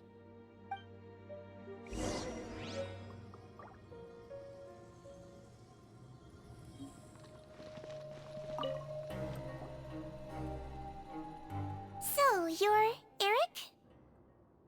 Yes, head nurse. It's me. You do believe me, right? I need to do another examination on you. Same procedure as yesterday. All right. It's the cognition test first, right? So I need to concentrate. Now, try to recall if you can. The last time we did this test, which finger did I hold up? I believe it was your index finger. But that means... Huh? So, basically, Last night, the Eric who said he saw another him suddenly recovered and applied to leave the observation ward. Seadwing did another test before letting him leave, but that time, she held up her pinky finger. Huh? I don't know about any tests last night. There was nothing to do in the observation ward, so I went straight to bed. Then I somehow woke up in a high-security cell. Well, in that case, there is a reasonable explanation for the strange events of the past 2 days. So, what exactly happened? The gang of serious offenders wanted to break out of prison, so they identified a group of scapegoats, namely inmates whose terms were almost up, and planned to switch appearances with them. Last night, when Odilon was on duty, they ambushed him and had one of their group switch appearances with him using their face-swapping method. That allowed them to avoid scrutiny from the other guards. Then, once all the other inmates were asleep, Odilon spent his night shift carrying out the remainder of their switcheroo plan. However, they made one mistake. Henri changed his appearance to match Eric's earlier than he should have done, and ended up being spotted by the real Eric. Real Eric came to the guards for help, but we didn't know then what we know now, so we put it down to hallucination and sent him to the observation ward. However, since one of the gang members was posing as a guard, they simply changed real Eric's appearance and had their Eric take his place, muddying the waters even further. Right, because I put Eric on the observation list by then, and no inmates on that list can be processed for departure until I've discharged them. Hence why the imposters had to pull that little stunt to get fake Eric off the list. Yeah, it all makes sense now! The Duke cracked the case! Well, I can't fault the reasoning. But I'm afraid that we ruled out the possibility of face switching very early on in this process. Criminals altering their facial appearance to commit crimes is nothing new. In fact, one of the explicit duties of the Melazines in the Marechaussee Phantom is to identify criminals in disguise. We carefully examined all the suspects, and there is no evidence that any means of disguise were used in this case. Huh. Well then, how do we explain all this? So far, it seems more likely that the gang stole documentation belonging to the inmates due for release, and are using that to commit identity fraud. Actually, there is a potion that can completely change someone's appearance. If they use that, even a Melazine wouldn't be able to detect it. A shape-shifting potion? Forgive me, head nurse, but this is the first time I'm hearing about it. If such a potion truly existed, it would jeopardize our entire investigative process at the Marechaussee Phantom. Are you certain of this? Yes, I am. But... Please, trust me in my professional opinion as an experienced clinician. At the same time, without any solid evidence, it's pure speculation. If we can round up all the inmates suspected of switching places, then have a little talk with both sides, we might just get our answer. Yep, let's do that. Okay. Well, it was our negligence that meant we had to come and conduct these post-internment interrogations. And I know it's put you out. We'll do it your way. Your Grace, bad news. I paused the releases like you asked, but we were too late. A bunch of people already got processed 2 hours ago. I checked the list, and sure enough, it's all the people who gave statements. 2 hours ago? That's before today's interrogations began. They had this all planned out. So there really was a switch after all. They really pulled the wool over our eyes on this one. We should be able to catch up with them if we leave now, right? Not if that potion is real. They can just switch faces again after leaving the fortress. And if the Marechaussee's Melazines can't even spot them, we wouldn't know where to start searching. Yikes! So we're at a complete dead end!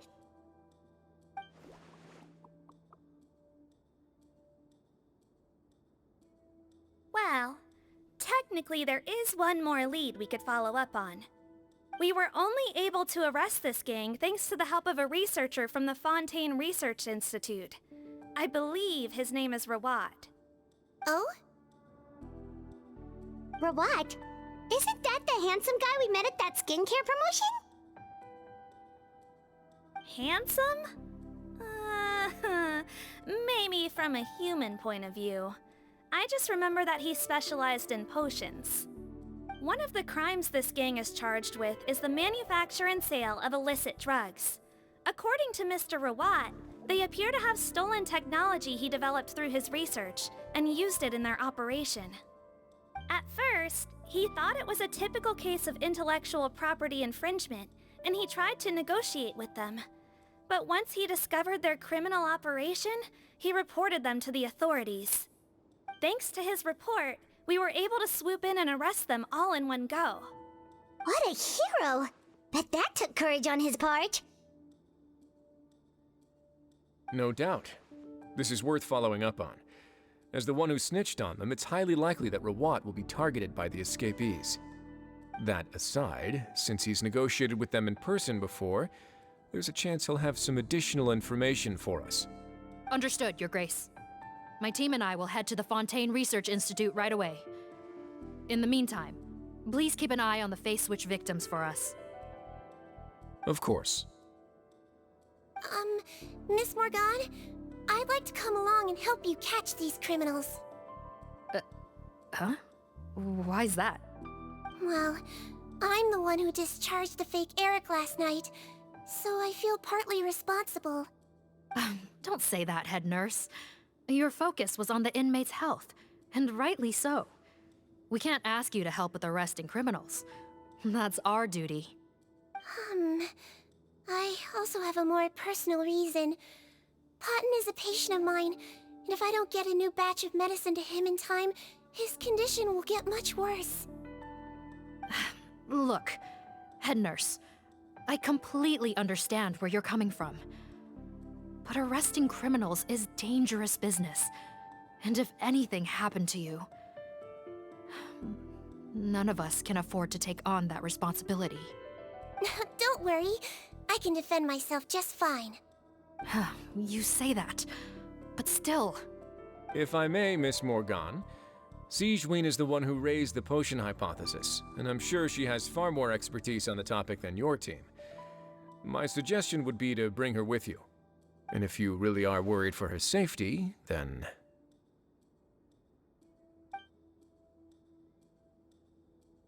Ah, there you go, right on cue. Knew I could count on you.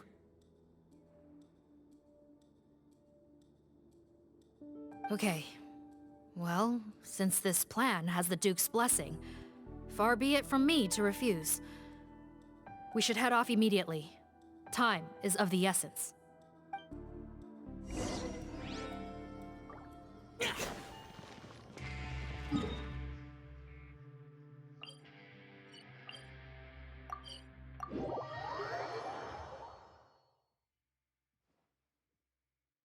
The rain stopped.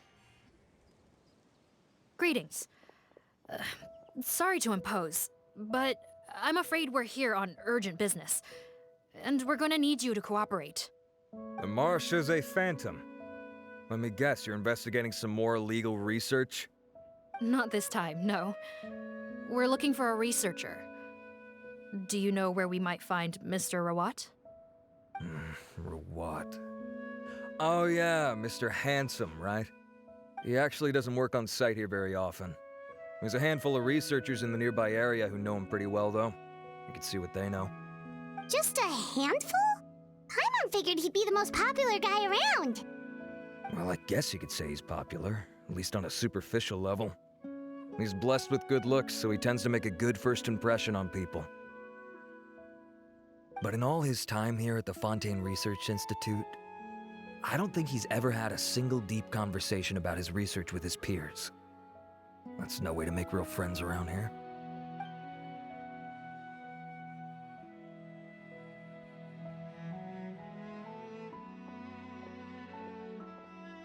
That's so weird. He definitely didn't come across like a recluse at that product promotion.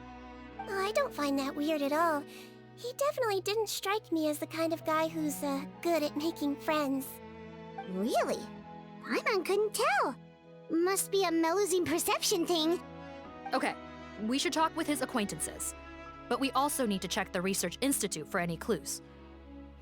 Let's split up. It'll save us some time. Sure thing. We'll go ask around among the other researchers with Seedweed. Paimon's suddenly kinda curious to know what everyone really thinks of him.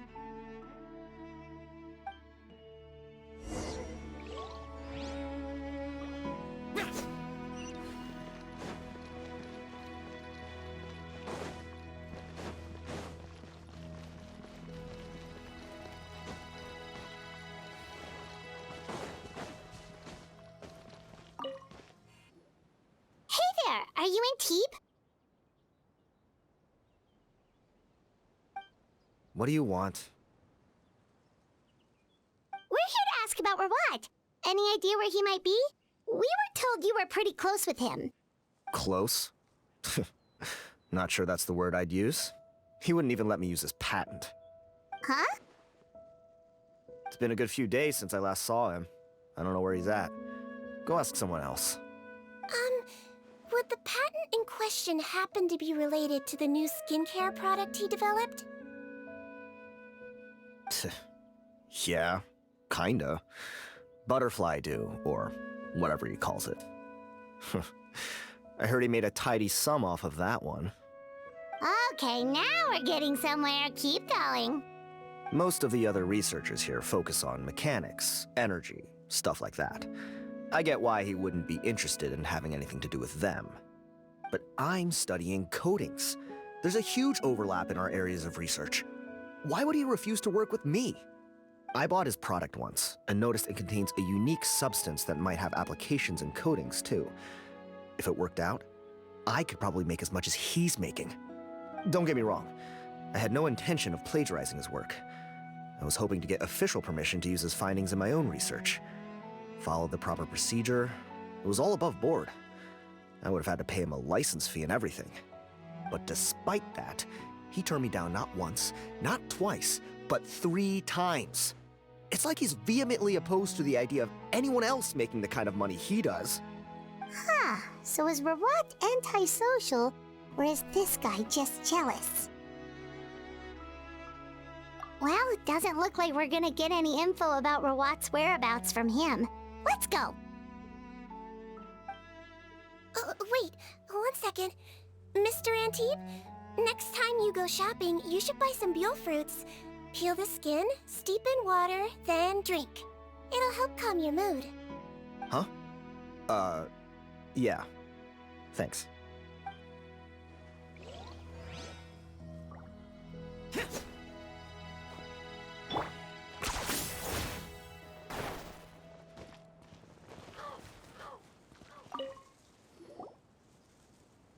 Excuse us, are you Audrey?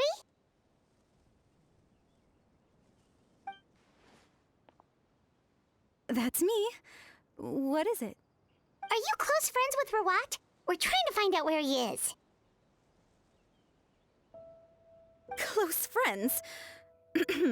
You mean because I told him I had feelings for him once? I doubt I'm the first or last at the Institute to make that mistake. Why would you single me out as a close friend? I should have known, really. Men like him, they just enjoy being surrounded by fawning women. They're not interested in a serious relationship. Okay. We were just kind of wondering if you might know where we can find him. Why would I know where he's at? I barely know him, and he probably doesn't even remember me. Ugh, this is getting annoying. Shall we go ask someone else?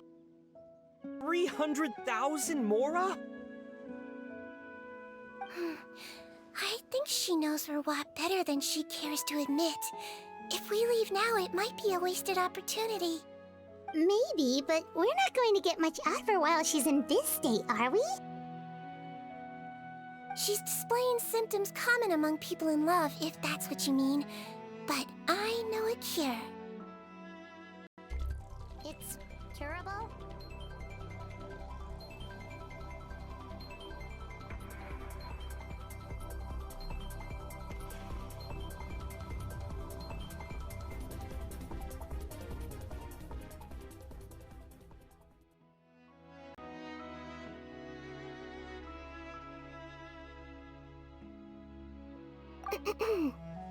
Oh, we're still no closer to finding Mr. Rawat. Oh, by this point, he could be in grave danger. Danger? Wait, why are you looking for him again? Oh, that's right, yeah! The Marechaussee Phantom said that he's been targeted by some pretty bad people. We need to make sure he's safe. What? How has this happened? He seemed fine when I last saw him, and that was only a couple of days ago. Just happened to run into him, of course. Oh, I see. Well, do you have any thoughts on where he might be right now? Okay, but this is purely out of concern for his safety. If he's not at the Institute, he might be at his mother's place. I heard she raised him alone, that they had it pretty tough financially, and these days she's housebound due to illness.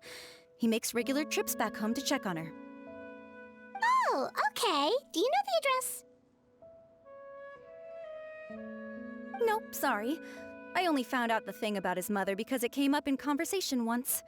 I was just trying to find out more about him, so I could get to know him better. When I told him I had a crush on him, I offered to help him take care of his mother. And yeah, maybe that was a stupid idea, but did he really have to yell at me for it? It's like, fine, I can take no for an answer, but what's with the temper tantrum? Unbelievable. These guys only want to show you their charming, well-groomed exterior. They can't stand it when a few home truths shine through. Looks like her love syndrome is flaring up again. We need to find out Mr. Rawat's mother's address. Let's check with the Marechaussee officers when we regroup. Cool, sounds like a plan.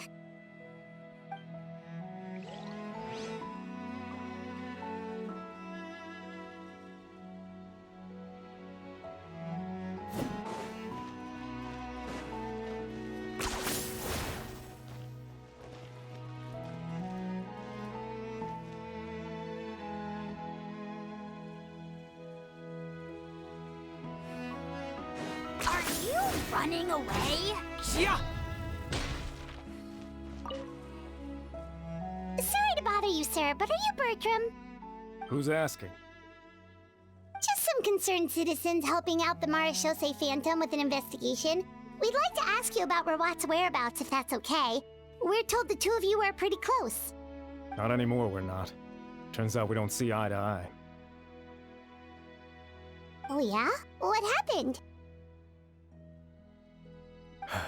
The thing about us researchers is, most of us do what we do for some sort of higher purpose, but not Rawat.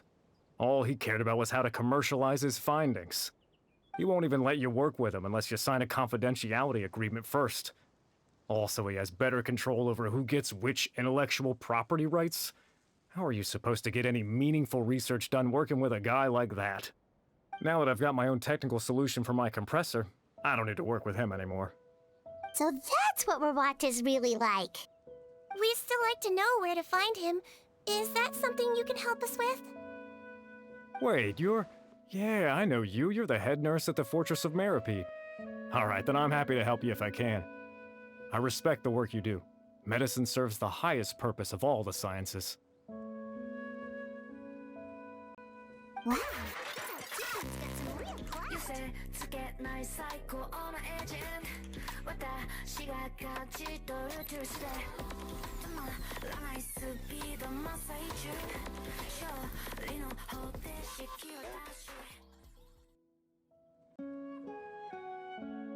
Thing is, I have no real way of knowing where he might be. I stopped working with him 2 months ago, and I've barely seen him since. But if you want my advice, I'd say go talk to the peddlers. There's a few he meets with every other day or so. Maybe they know where he's at. Peddlers? Yeah, back when I was working with him, I noticed he met with them quite often. Wouldn't surprise me if they were involved in some shady business together, because it seemed like they went out of their way to avoid discussing anything in my presence. The little I overheard was about manufacturing and selling pharmaceutical drugs. Like I said, he's all about the money. Drugs? Doesn't he work with skincare products? Do those count as drugs? Who knows? I never cared to find out. He's the Morag rubber, not me. Thank you. You've given us plenty to work with. Welcome. Goodbye, and may we both reach new heights in our scientific endeavors. Well, that's all 3 researchers. Let's head back to the meetup point.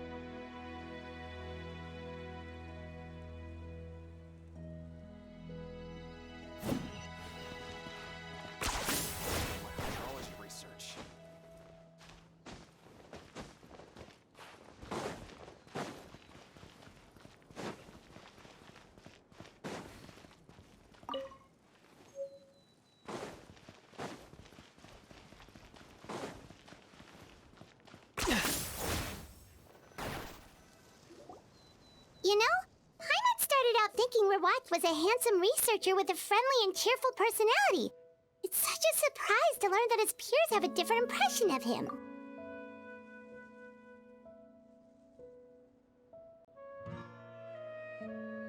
I'll pick this up and check this out.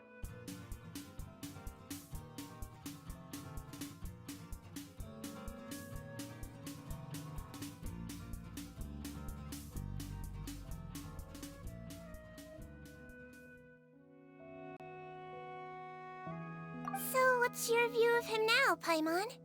A handsome researcher whose difficult upbringing turned him into a profit chaser with a chip on his shoulder? So your thoughts about his appearance haven't changed at all? Well, his looks are kind of a big deal, at least in Paimon's opinion. How does such a handsome guy end up being so antisocial? Even with his difficult family background, it just doesn't make any sense. You can't judge a person solely based on their appearance. Head nurse. Traveler. I assume you've spoken with the researchers. What did you find out? Bertram mentioned Rawat's involvement with some pharmaceutical merchants. Do you know if he's registered any pharmaceutical brands? Since he was a whistleblower on such a huge case, I ran a background check on him. I don't remember there being any brands under his name. How strange.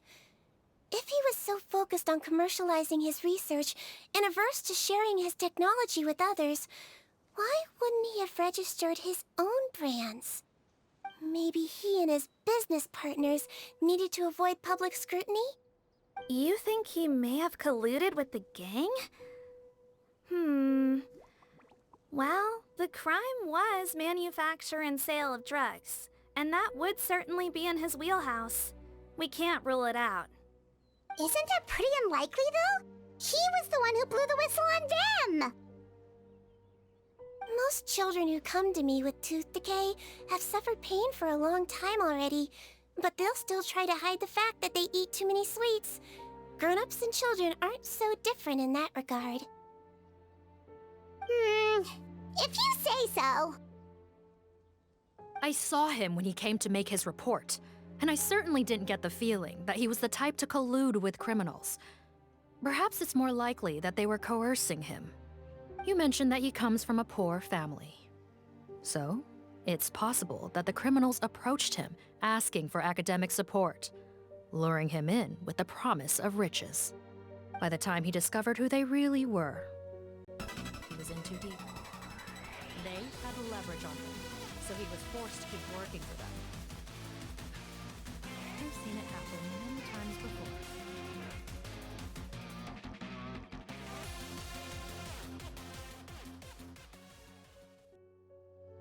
That does make a lot of sense.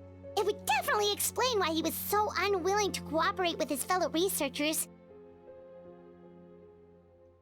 No wonder he's so unsociable. He must be on edge all the time with a gang of crooks breathing down his neck.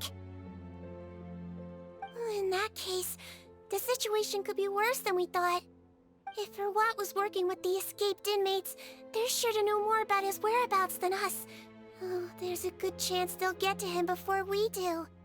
Based on the information we've gathered so far, he was last seen 2 days ago. If no one's seen him since, maybe we're too late. 2 days ago? So he went missing right after that product promotion. That was the same day he reported the criminals, too. Not a good sign. Don't worry, everyone. I believe we still have a chance. Since he disappeared right after blowing the whistle, it's likely that he's gone into hiding.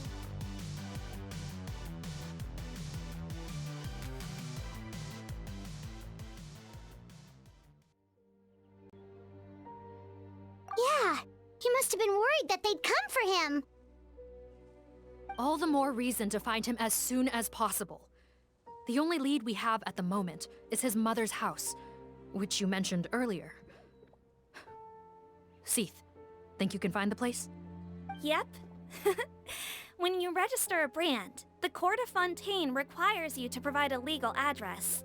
The one Rawat wrote down was in the outskirts of the city. That should be the place. Okay, then there's no time to lose. Let's move.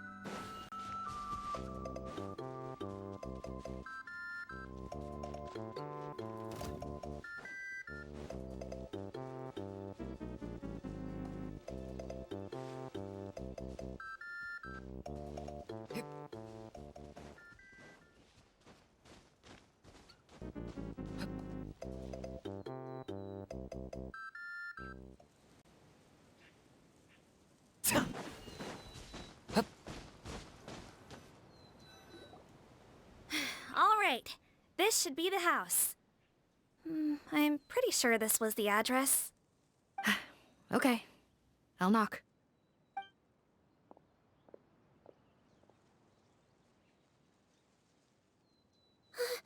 Sounds like whoever's inside has restricted mobility. Oh, it seems serious. Oh, what's the fastest way to get this door open? Break the door down? No, I'll handle it. Let the expert deal with it. There'll be a mountain of paperwork if we damage a citizen's property.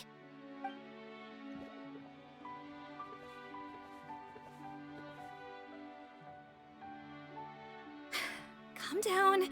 Deep breaths. Remember your training. Control your strength. And... it's open! Seath, take a few people and lie in wait. Keep your eyes peeled for any activity around the house. The Traveler, head nurse, and I will go inside.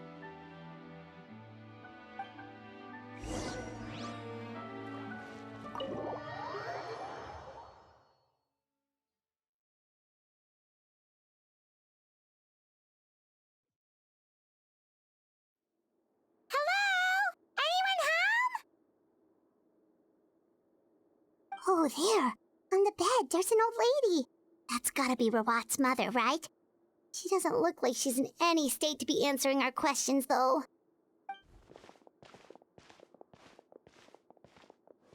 We could try, but she is very ill. We mustn't force it. Well, doesn't look like Rawat's here. She's the only one we can talk to. Yep. Allow me. Hello, ma'am. Might I ask if you're Rawat's mother? We are trying to locate him.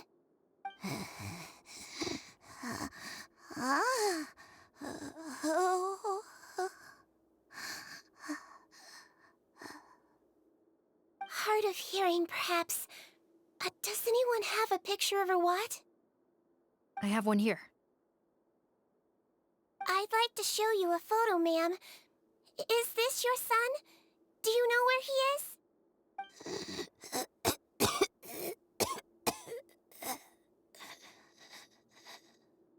Looks like this isn't gonna work after all. Well, looks like we're out of leads. If Rawat's not here, things are looking very bad for him. Is it possible he could have avoided returning here because he knew he'd be in danger? Maybe. But if so, where do we look next? maybe we should take another look at the Institute. Yes, so? I suggest we all return there now. We found a good amount of useful information the first time, but perhaps there's something we missed. This is our last hope. Sorry, officer, but could I stay here for a while? This patient requires some care. Of course. Traveler, stay with the head nurse. You're technically here as her assistant after all. Also, I'd like some Marechaussee members to stay as well, and keep an eye on the area. Why's that? If Erwat knows how serious his mother's condition is, he will return. Got it. Okay, I'll tell the squad members in hiding to stay put and keep a lookout. Thanks for helping me out yet again, Traveler and Paimon. No problem. But when you say her condition is serious, do you mean... Yes, she's barely clinging on to life. Oh. Let me take care of a few things first. Could you pass me the towel over there? Yeah, of course.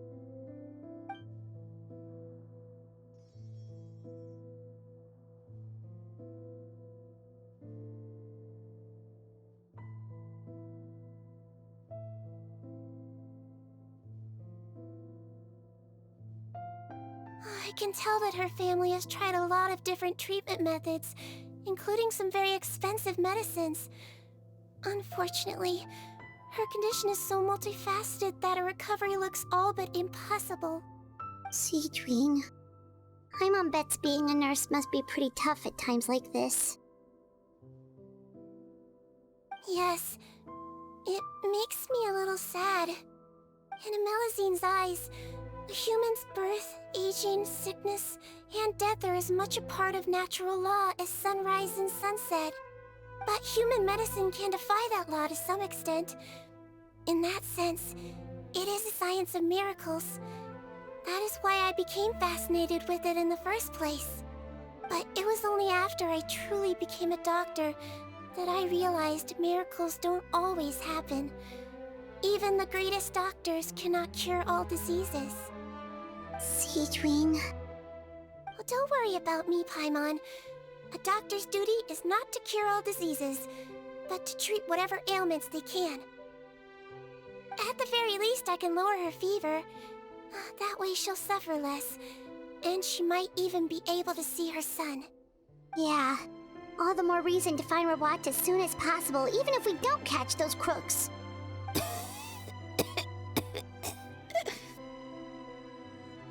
Oh, her fever is getting worse. Could I get some hot water? Sure, we're on the case.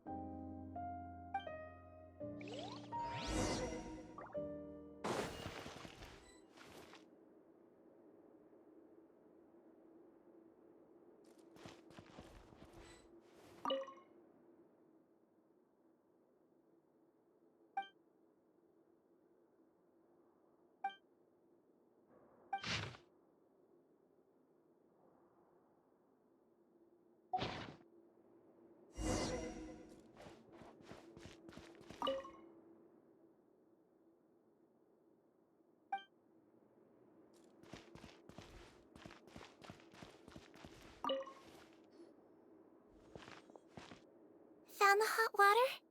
Sure did. And look what else we found. Judging by this journal, it seems like Rawat has a private lab. There's a good chance he could be there right now. We gotta go tell Officer Morgan right away. Oh, that's great news. But hold on just a moment. The wet towel is ready. I'm giving you another injection. Are you feeling better now?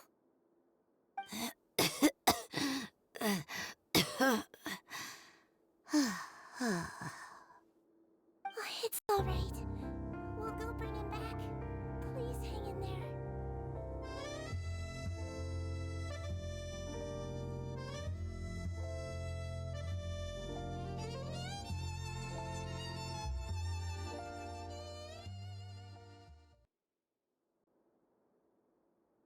Thank you.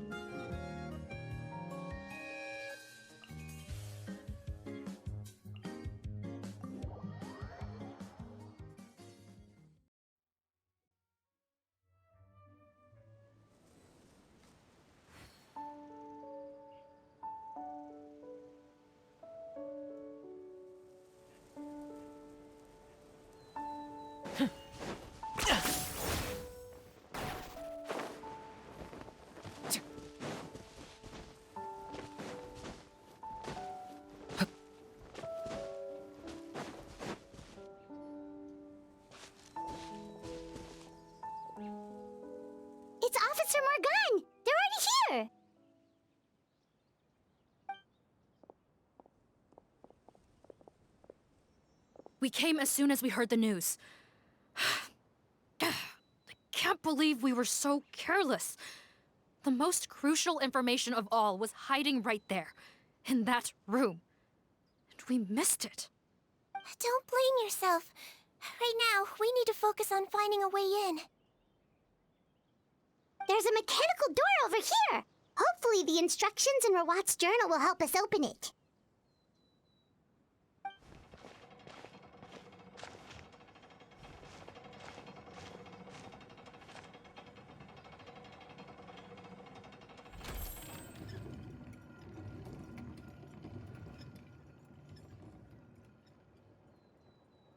It's open. Let's go in.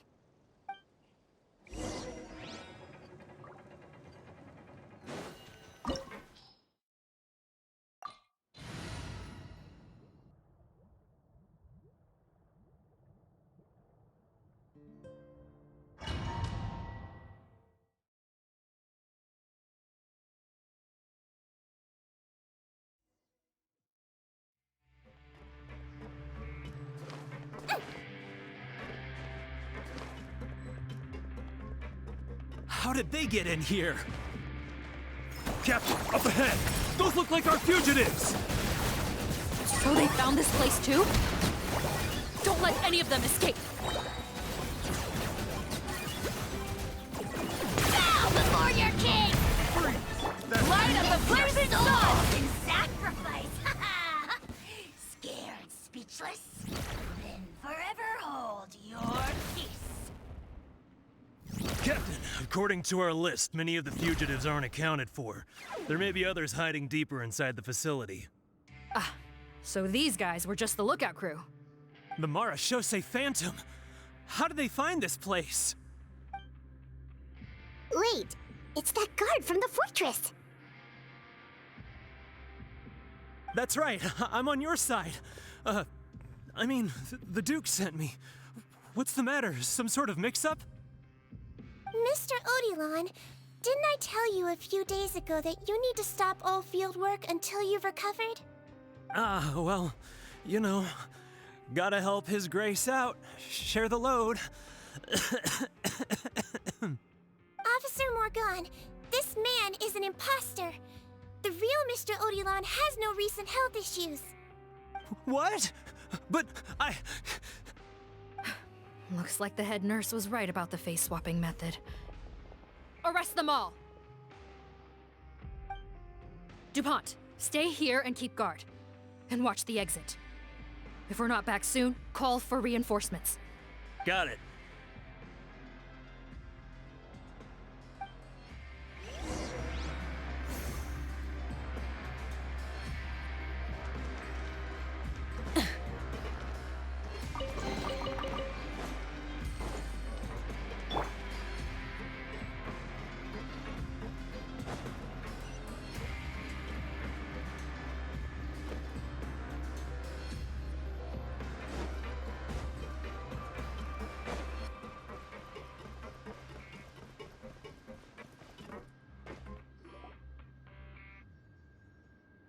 So many jars. Was this some sort of production facility? This scent. It's probably the ingredients used to make butterfly dew.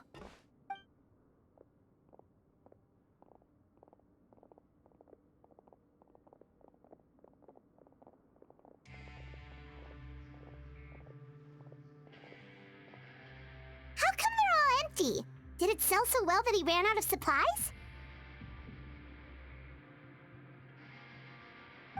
How strange. Why would Rawat choose to manufacture a popular product like that in such a difficult-to-reach location?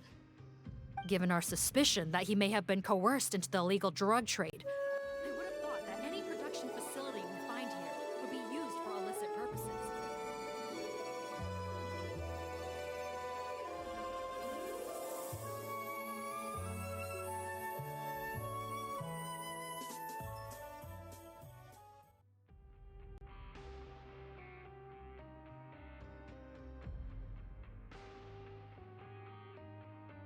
Perhaps butterfly dew is itself an illegal drug. Do you have any evidence for that claim? No, just a guess. We need to find Rawat as soon as possible. He has all the answers we need. Understood. Well, let's not linger here. Let's go. Come on.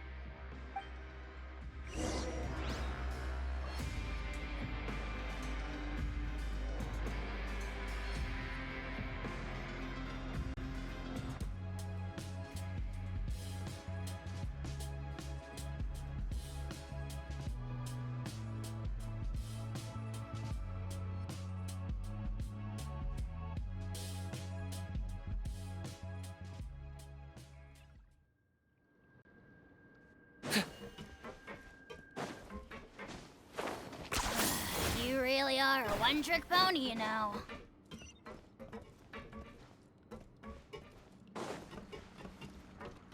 Doesn't look like we're gonna get this door open. Let's find another way around.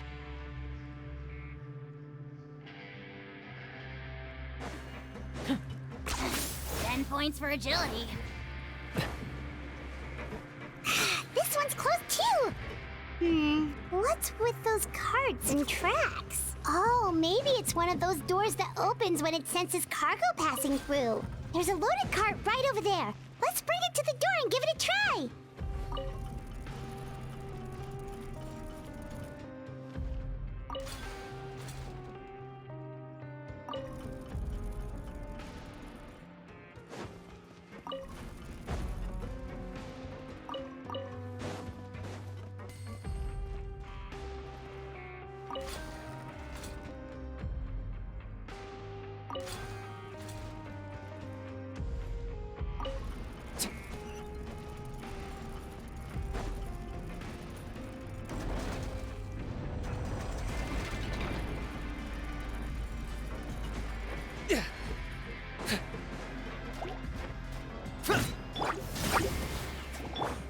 Shower me with the... Calm down! No!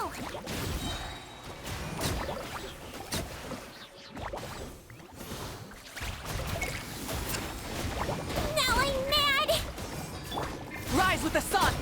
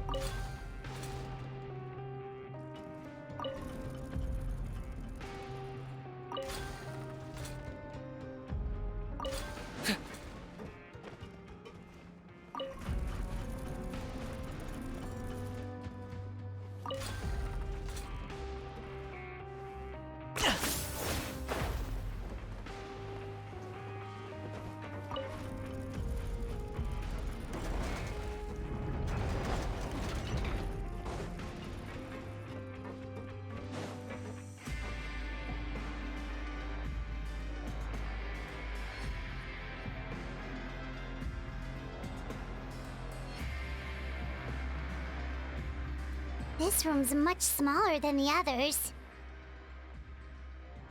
Judging by the implements on the table, this looks like a potion-making lab. Head nurse! Over here!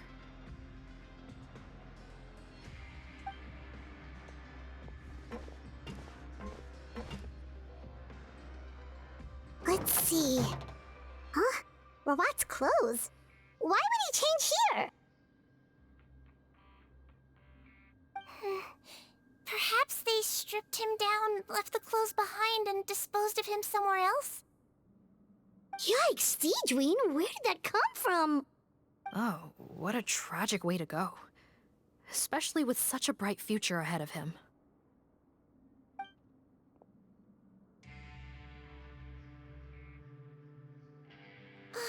There's a path leading further on, Officer Morgan. Let's keep up the pace.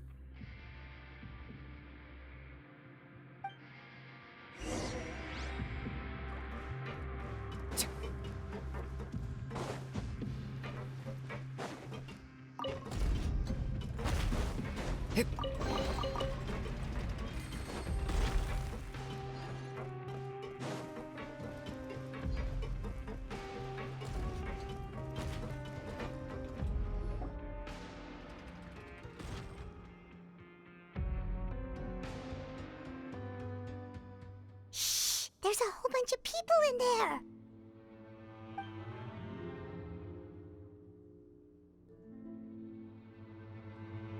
Are you serious? You're telling us that within a day, our faces are going to rot like yours? Fontanian physiology changed dramatically after that great flood, and it's not as compatible with this face-changing solution as before. The side effects are as you can see. Why didn't you say anything before we all used it? Look, my plan got you all out of prison, didn't it? You'd have much bigger problems to worry about right now if the Marshal Say Phantom found out about your other crimes. Consider an ugly mug getting off lightly. Ugh. You're just lucky we didn't leave you in there after you disappeared on us with no warning. We only let it slide because we're former partners. And now you have the gall to pull a stunt like this? Partners? Make no mistake, each of us is only looking out for himself. If you place too much trust in others, well, I'm afraid that's your problem. You hid things from me too. Remember how you each had a spare potion? You kept quiet about it until we planned the prison break? Oh, and you didn't have a secret spare? Then do you want to explain how you melted your face off before all this? Guys, that's enough. Calm down. It is what it is. Arguing won't change anything. What's the plan, Parton? I'm assuming you brought us here for a reason? There is no plan. We followed him here on the promise of more juice, but it turns out there ain't a drop here. Besides, what does it matter now anyway? He already said, even if we did get our hands on more of that stuff, switching faces again solves nothing. They're still gonna melt off eventually. I said enough arguing! Parton, tell us the plan. The most practical solution is to continue using the potion. Keep switching to a new face before the ulcers can start forming.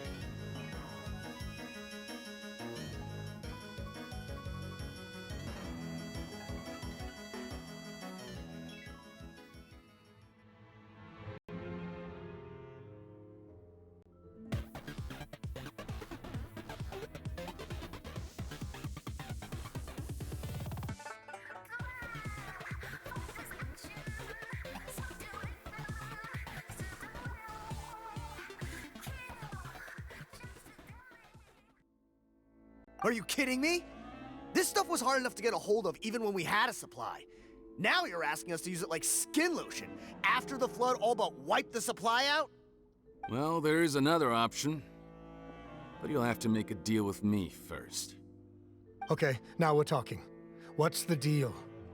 I have a document I took from that researcher that details how to make a replacement. Just give me one bottle of the undiluted fluid, and I'll get to work. What's the problem? I thought you always kept reserves. Or do you really just have one spare bottle each? What do you think? That we were shipping them into the fortress of Meripede by the basket load? Well then, say hello to never showing your marred faces in public again. Ugh, I've heard enough! Get him! Let's see if that document even exists! Freeze! Marshal Say Phantom! What? Who let them in? Officer Morgan, before anything else, please find out Rawat's status. Rawat? I don't see him. Hand over the hostage now, if you want any chance of avoiding an extension to your sentences. Spare us your condescending attempts to coax us back to our cells. You think we're looking to negotiate? Rawat is dead. Parton? Arrest them all! Don't let anyone get away!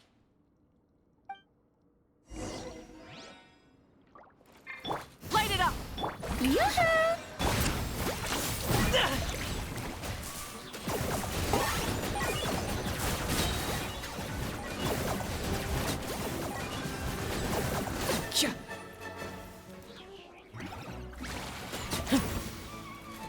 Burn it down! Pyroclastic surge! Strike a pose! Ugh!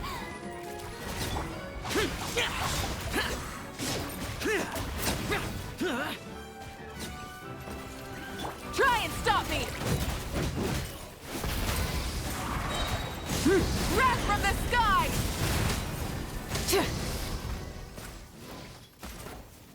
Huh. Gotta say, I never expected to see the head nurse in combat. Some patients respond better to a more aggressive treatment plan. Did we get everyone? Captain, we finished the head count. Potten's missing. Over there! The door's closing!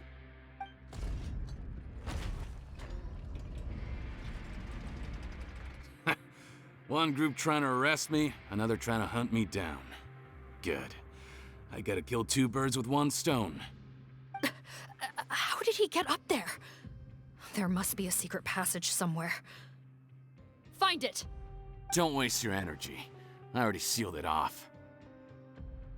How naive. We have more people outside. If we're not back out by the agreed time, they'll come to our rescue. Well then, you'd better hope they get here in time.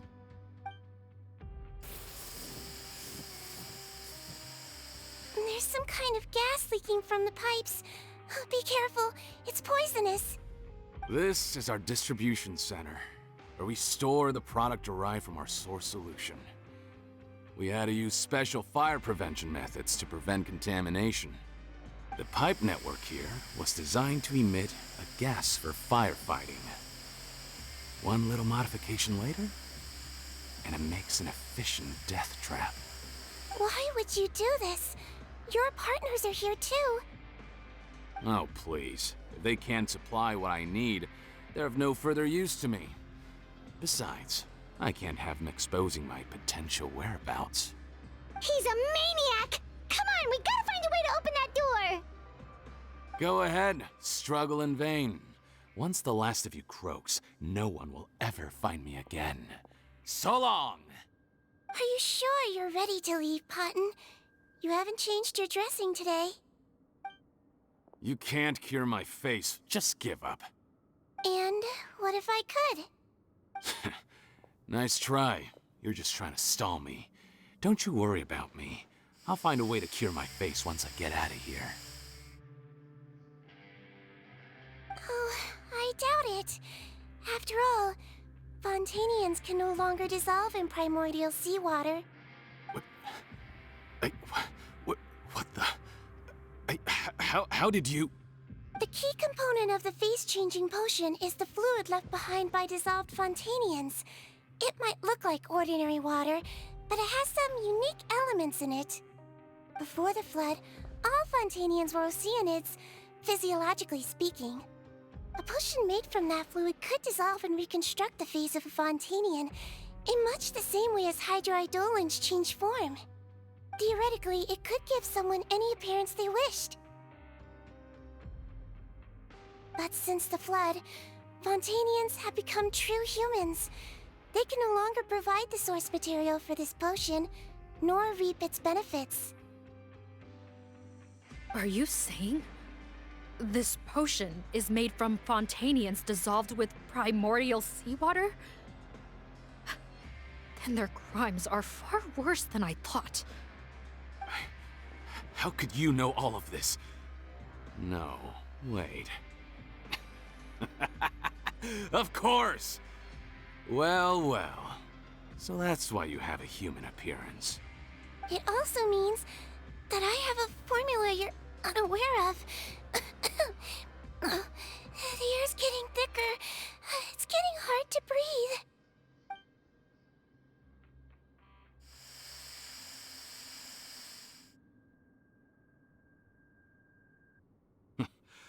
I might get to make a deal today after all. Alright, keep talking. How do you intend to give me the formula? Oh, it's not a formula, but a finished product. I have a bottle of it right here. What? When I tried Rawat's skincare product, I noticed it had a certain special component in it. So I had my friends gather some other ingredients for me, and sure enough, a little experimenting later, I'd produced the potion. I'm guessing his skincare lotion contains the fruits of your joint research? Huh. Impressive guesswork. Yeah, we were a supplier for some of the raw ingredients. But it only contains a tiny amount of the active ingredient. The effect is minuscule compared to the undiluted fluid. Well, I found a way to reverse the dilution process, giving the skincare lotion a similar effect to the fluid it is derived from. That's impossible. If I tell you some of the ingredients, I think you can figure it out. First, you need to combine tainted hydrophantasm tissue with transoceanic pearls at a ratio of around 3 to 7. Tainted hydrophantasms and transoceanic pearls. I see. Can't believe I never thought of that. So, can we make a deal? Sounds good to me. There's a delivery pipeline beneath this window. Drop the potion in, and I'll release you all. Nope, not trusting you that easily. You're like those naughty kids who try to hide their illness. Open the sluice gate first, then I'll hand you the potion. Even if you're not bluffing, your potion won't cure my face permanently. You really think you have any leverage here? I'm not closing the valve this time. Clock's ticking. Fine, then I'll just stand here with the potion in my hand. And when I faint from the poison, I'll drop it and it'll be destroyed. No.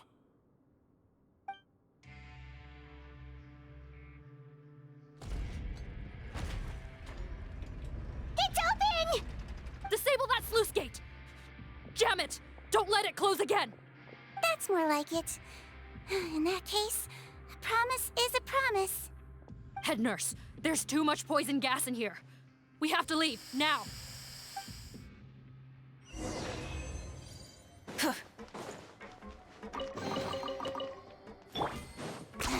10 points for agility.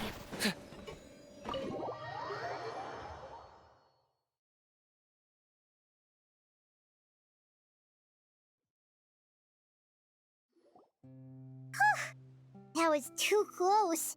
That button is a real nasty piece of work. Oh, don't be too quick to sit down. Moving around a little will help relieve the soreness. Same goes for you, Traveler. Oh, but Paimon, you should be fine, right? Flying fast is pretty tiring too, actually. Anyway, that's not important right now. Paimon's still shocked to learn that there's a whole criminal operation going on behind that skincare lotion. Shame I ended up giving the improved version to Potten after finally making it for you. I'll make you some more, I promise. No, please don't. Paimon doesn't want to use that stuff anymore. Still, it was a pretty good job that Paimon wanted to buy some in the first place, huh? It ended up saving everyone's lives. That's gotta count for something. Yeah, Paimon was just kidding. Head nurse, I've done a final head count of our team and the criminals. Everyone's here and doing fine. We're ready to escort the fugitives back to the fortress of Meripede. It's a shame that we didn't find Rawat. At this point, I'm afraid he's probably deceased. What a horrible bunch. Especially that Potten guy. If he hadn't made good on that deal, we'd all be dead because of him. No, we wouldn't. I always keep a whole bunch of antidotes on me for emergencies, and one of them neutralizes that poison gas. We'd have been fine, even if you hadn't opened the gate. What? Then why did you give him the potion? If this is true, I must concur. Sorry to be blunt, but I think you made a bad decision by handing him that bottle. If he changes his appearance and flees Fontaine, it's unlikely that we'll ever find him. No matter how cooperative his accomplices are when we question them. No, you don't understand. I gave him the potion precisely so we could be sure where he'll go next. What do you mean? We gotta hurry. She won't last much longer.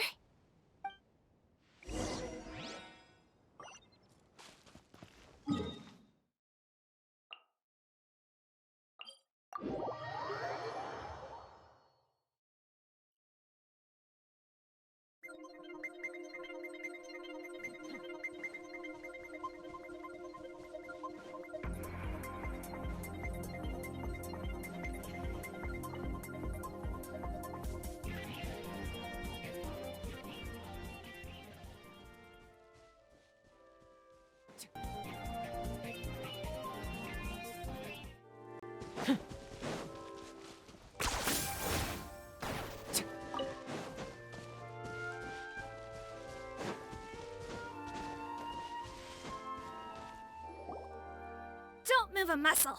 I might be short, but I pack a mean punch. Captain, you're just in time. While I was lying in wait, I spotted this crook snooping around, trying to find a way in. So I detained him.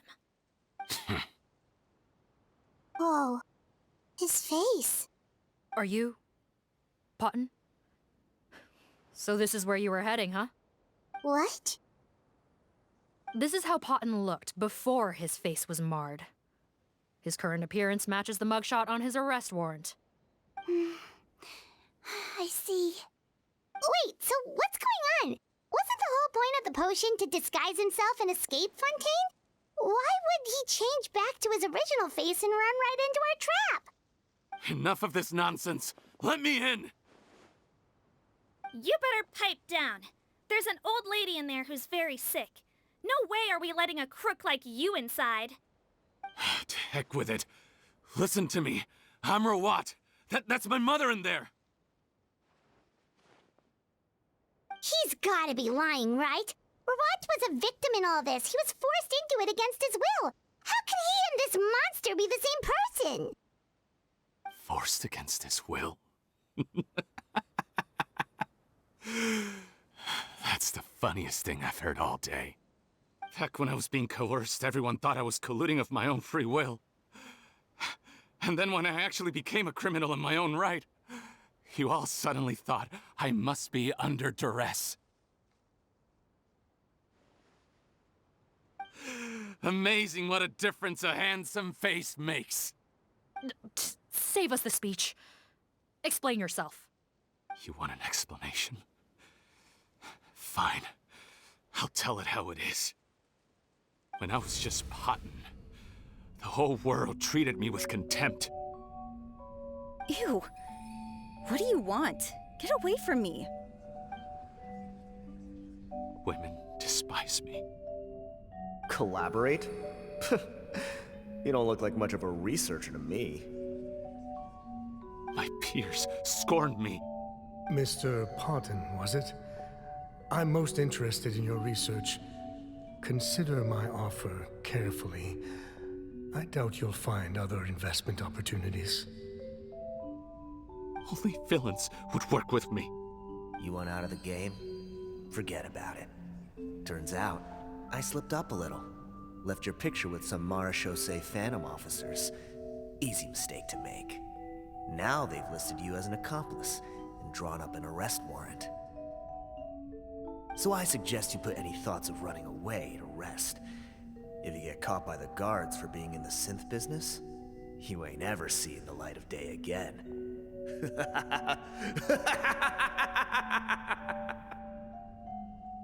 There was no way out for me. Until I could stop being Potton. Mr. Rawat, I have something I'd like to tell you. I became popular with women. This new potion you developed is fascinating. Genius, in fact. Would you consider working with me? I'd be happy to sign a licensing agreement. My peers looked up to me. I'm very interested in your research, sir. You must no doubt have offers from countless investors, so far be it from me to ask for a full collaboration, per se. I merely wanted to express my interest. No pressure at all, naturally. And the villains even began to fear me. Becoming Rawat showed me what a superficial world we live in. But I did not hold a grudge. After all, this superficiality could be made to work in my favor. Or so I thought. But alas, the world seemed bent on finding a reason to make me despise it. Mother, I'm back. How are you doing? Who are you? I bought the best medicine Mora could buy, but nothing would cure her illness. In the end, I hoped she'd at least be able to see her son one last time before she passed, but when everyone else rejected me, the only person who cared about me was my mother. Then, when I became a rising star in the Fontaine Research Institute, I was unrecognizable to her.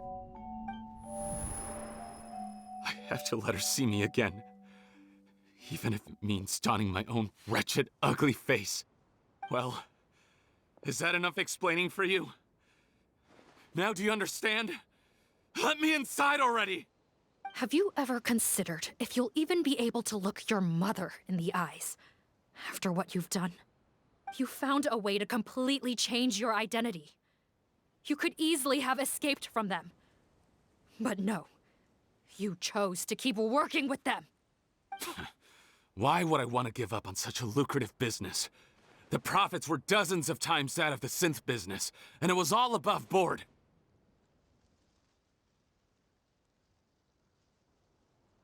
So you kept being a villain just for the money? Villain? By what standard? Is doing evil deeds really what makes someone a villain in your eyes? Or does it all come down to the way they look? None of you saw a villain when I was wearing my other face, did you? You have no right to judge me! You're all just fake people living in a hypocritical world! I regret nothing! My mother would understand! You're a villain to the core! But especially that tongue! Honestly, I don't see a villain when I look at your current face either. Don't humor me. You don't seem surprised by my confession in the least. How long have you known the truth? I didn't know anything for sure until you chose to take that potion bottle and spare our lives. But if you're asking when I started suspecting you, it was the first time you came to see me at the infirmary. I had to confirm my suspicions. That's why I chose to join this investigation. Are you kidding me? A young, promising researcher and a wretched criminal? What on earth gave you the idea that they could be one and the same person? Well, there were no visual clues. This potion's face-changing effects are very powerful. Even as a Melazine, I couldn't see through the disguise. But I believe I understand humanity a little better than most of my kind. Humans have certain fundamental qualities that do not change with their appearance. Fundamental qualities, huh? So you think you're the one who's seen through me, do you? Most people probably don't know this, but I think I can guess what your deal is. Melazine constitutions are very close to that of water, so it stands to reason that the potion should work on them too. You used it yourself, didn't you? That's why you have a human appearance. Cedrine? Yes, you're right.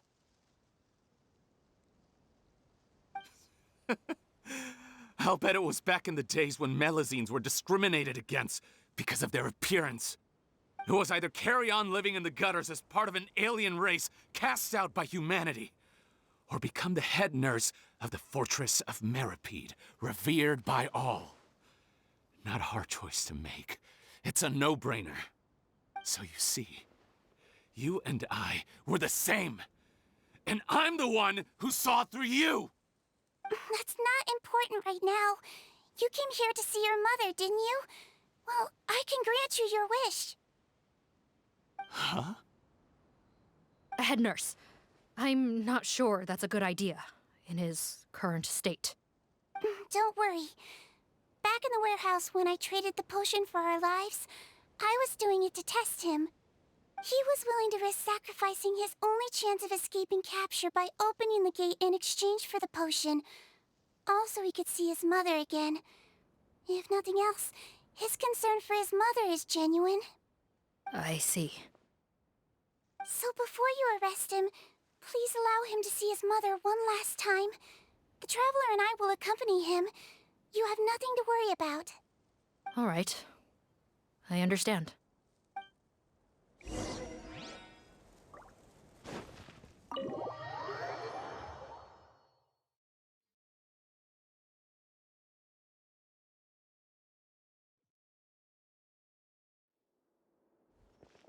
Mom? It's me, Potton, your son. You recognize me now, don't you?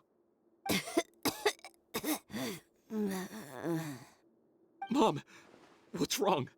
I'm sorry, but I have some bad news. I examined your mother last time we were here, and it appears that due to her prolonged fever, she's lost her eyesight. What? Your appearance no longer has any bearing on her ability to recognize you. But there are always other ways to remind our loved ones who we are. Wouldn't you say? No, it can't be. Please, Mom, open your eyes. It's me, your son, Potton. If you really can't see my face, then here, take my hand. Tell me you feel your son's hand. I've done so much to get to this point. Please, you have to recognize me. No. The temperature of his palm must have changed. I'm sorry. It seems I couldn't bring him back to you after all.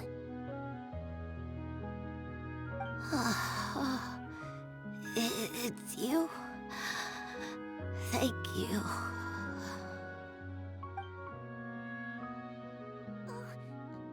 Of course.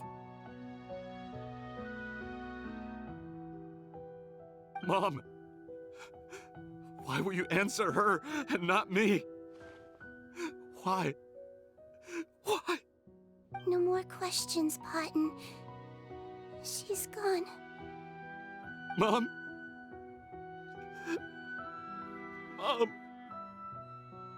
I'm sorry to say this, Potton, but you and I are not the same.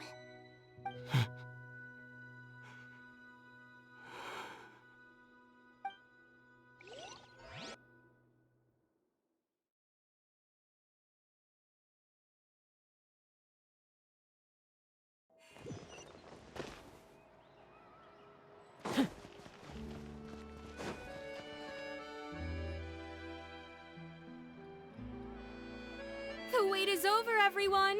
The sale of our new skincare product, Romaritime Essence, will now begin. Another skincare promotion! And it's selling as fast as last time. Wonder what people would think if they knew what was in the last batch. Oh, Seedween's here too! Hey, Seedween! Oh, Traveler Paimon, hello! Oh, I hope you two got a good rest yesterday after all your hard work. Of course! Nurse's orders, right? Anyway, are you here to take notes for your next article?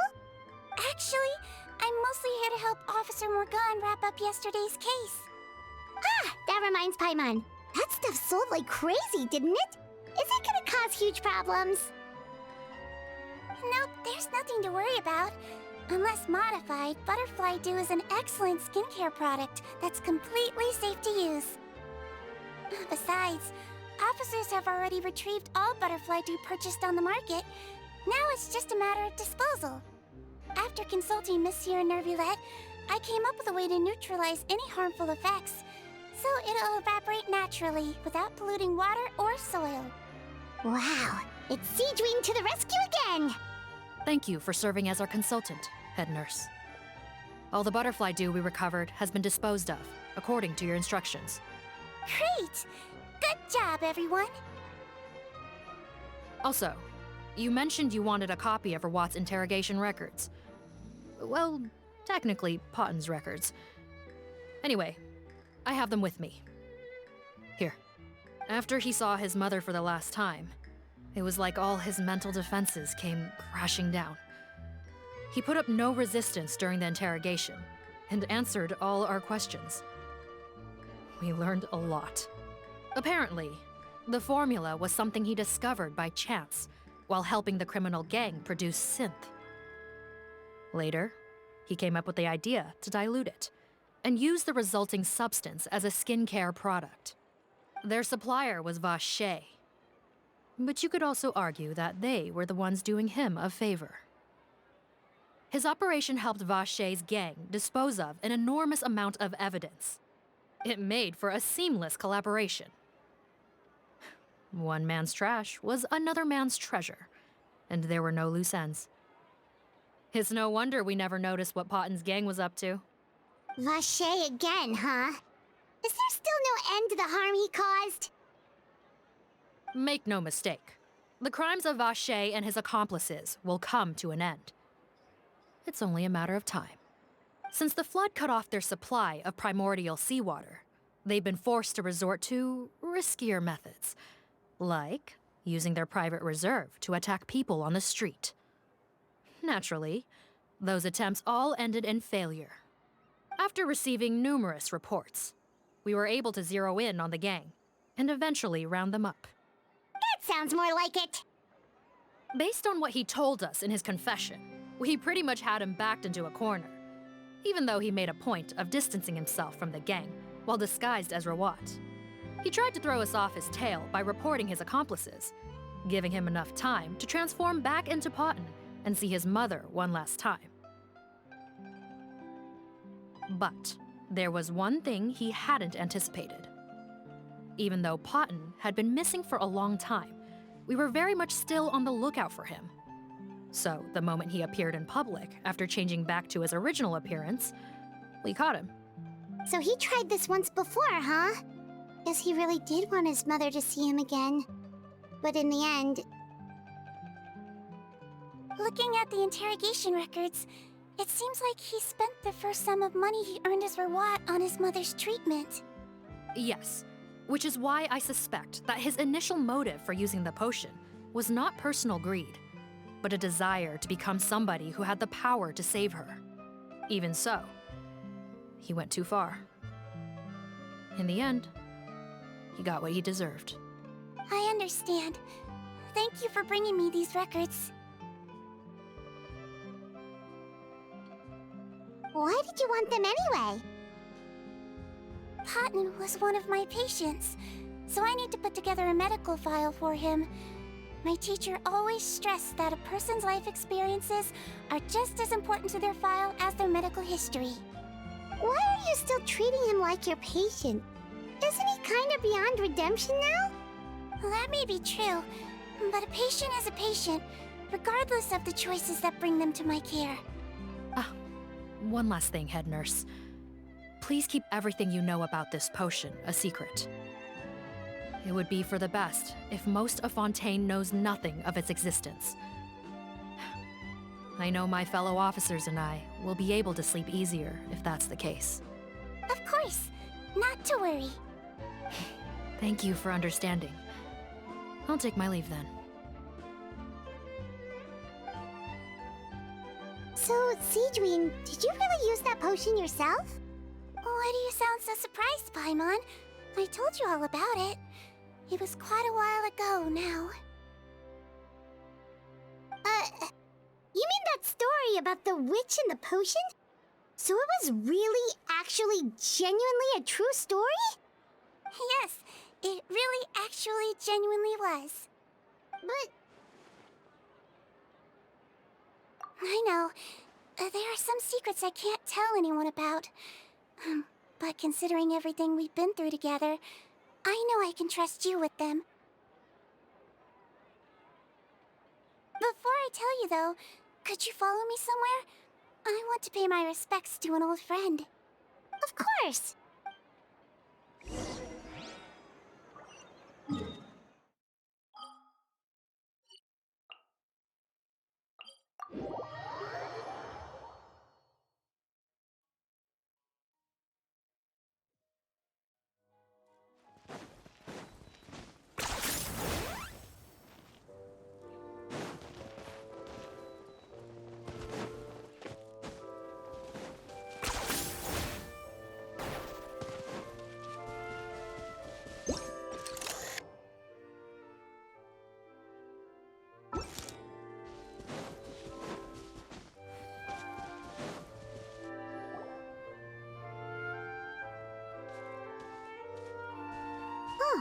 Neverlet and Risley, they're here too! Good to see you, Traveler. Paimon. I trust all has been going well for you? Big news, everyone. The Udex is out of his office on important business. Hmm? Is that genuinely something people would consider big news? Why wouldn't they? Important business is a big deal. Ah, yes, you're quite right.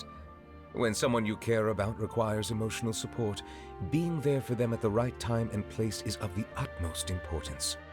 After reading the Maréchal Phantom's reports, I had a feeling a trip here might be in order. Take note. That, my friends, is how Monsieur Neuvillette shows that he cares. We're both here for the same purpose, actually, to accompany Sigewinne as she pays her respects to her late teacher. So the old friend she mentioned was her teacher then? The witch? Oh, sorry. Paimon didn't mean to be rude. It's only 'cause Sigewinne calls her that all the time, so... I doubt she considers that title to be offensive, Paimon. Don't worry. Indeed. In fact, I believe Sigewinne would take it as a sign of affection. She has spoken of this doctor on many occasions, and it sounds like she was a truly generous individual. In those days, many people harbored prejudices against Melusines. She was the only teacher willing to take Sigewinne on as a student. Wow. It's really nice of you two to be here for Sigewinne. Guess you guys really look out for your younger colleagues, huh? Younger colleague? Well, that might be true for the Udex, but I'm not sure I can say the same.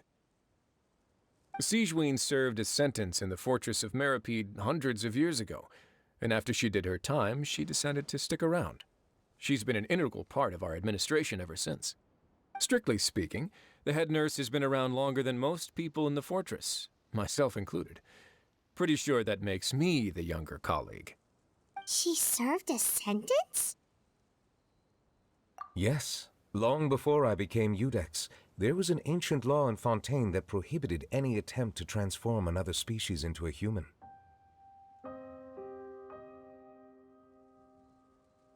Initially, I and most researchers believed this law to have been imposed due to ethical concerns.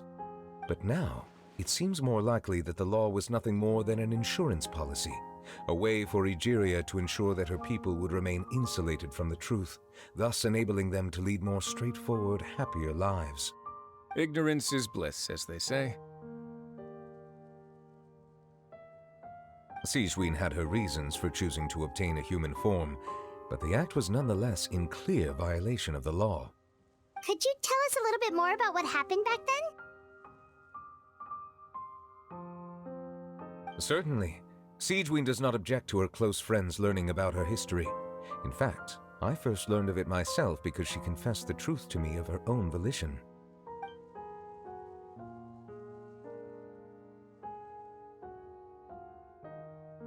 Even with their daughter so ill, they kicked you out? Stubborn as always. And prejudice isn't a disease I can cure either.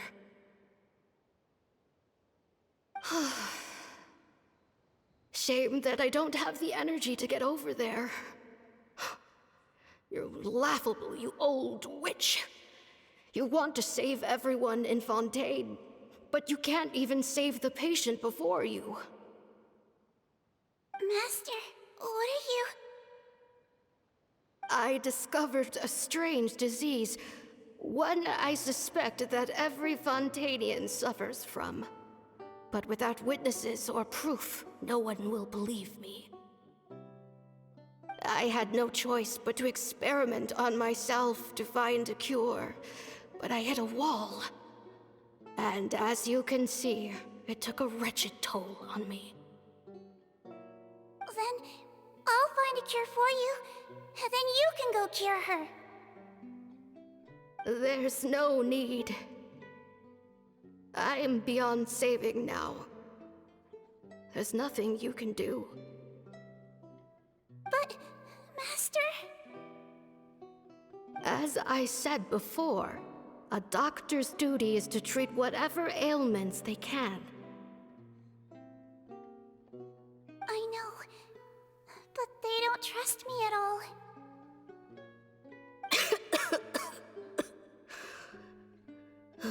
That girl. She's your first ever patient, isn't she?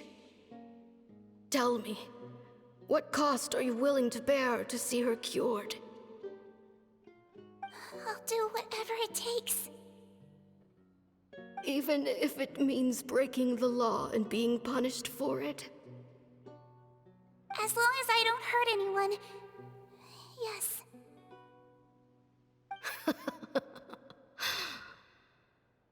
spoken like a true student of mine. Then I shall make one more final gamble, and see my experiment through to its end. Leave me for now, and come back in 2 hours. If I am able to work this miracle, then I will have found a way to save all Fontanians, and I shall be able to help you treat that girl. If not, then it means there is one more disease in this world that I cannot treat. In that case, do not come looking for me. I will leave you a parting gift. An accidental discovery happened upon through my study of this strange disease. It has little use, but it will at least help you cure this one patient you can reach.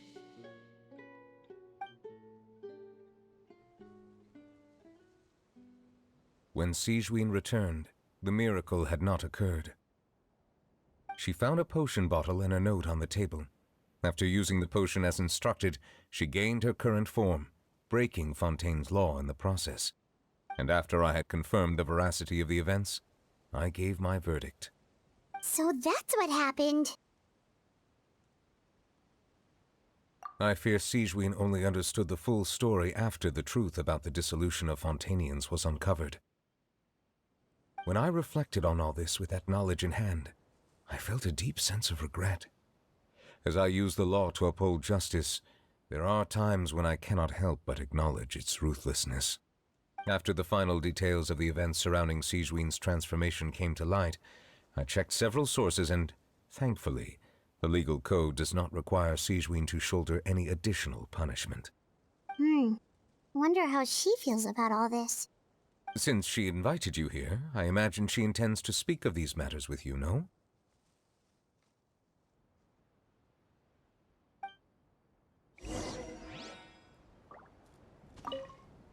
On behalf of the Maréchaussée Phantom, I would like to once again thank the Fortress of Meripede for your assistance in the response to yesterday's prison break.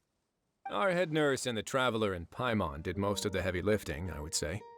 Sigewinne seems to be in good spirits. I trust work hasn't been too hard on her lately? Well, she might be the only permanent medical staff in the fortress, but there's plenty of people with medical knowledge willing to help her out. I am most relieved to hear it. The way you're asking after her well-being makes you sound like a concerned parent. Well, I won't lie. I've always seen myself that way. Showing your age a bit there, don't you think? Indeed.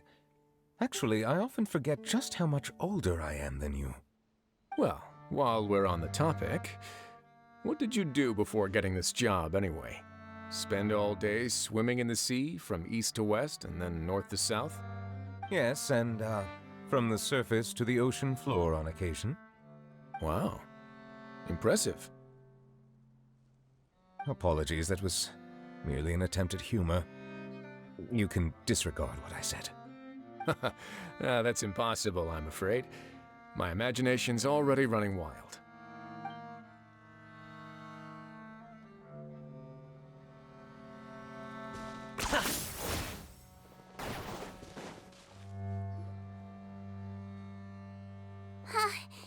You're here. The old friend I mentioned was my teacher. When she passed, her body was nowhere to be found. All that's left of her is an empty tomb. And even that's deep underwater now. Sigewinne, the witch who gave you the magic potion, she was your teacher, wasn't she? Sounds like Monsieur Neuvillette filled you in. After learning the truth, it must have been hard to process, huh? Well, to be honest, after I realized what really happened that night, my first thought was that it kind of made sense. It seemed exactly like the sort of thing she would do. But she was planning to sacrifice herself and never told you. That's just who she was. If lying is what it took to get a kid to take their medicine, then that's what she'd do.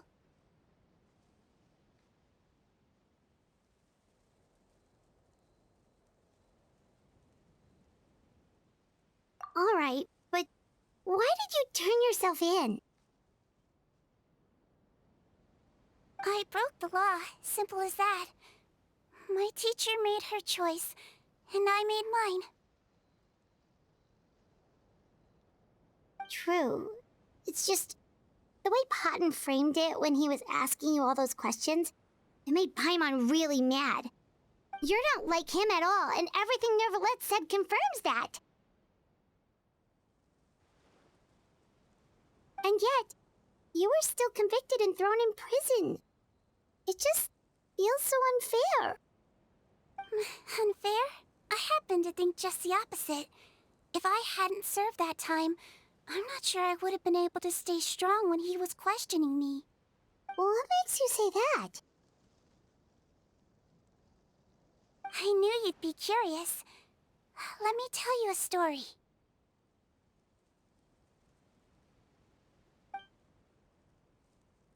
The verdict came down. This Melazine is guilty. The Udex defended the authority of Fontaine Law, but he did not confiscate the Melazine's medical kit.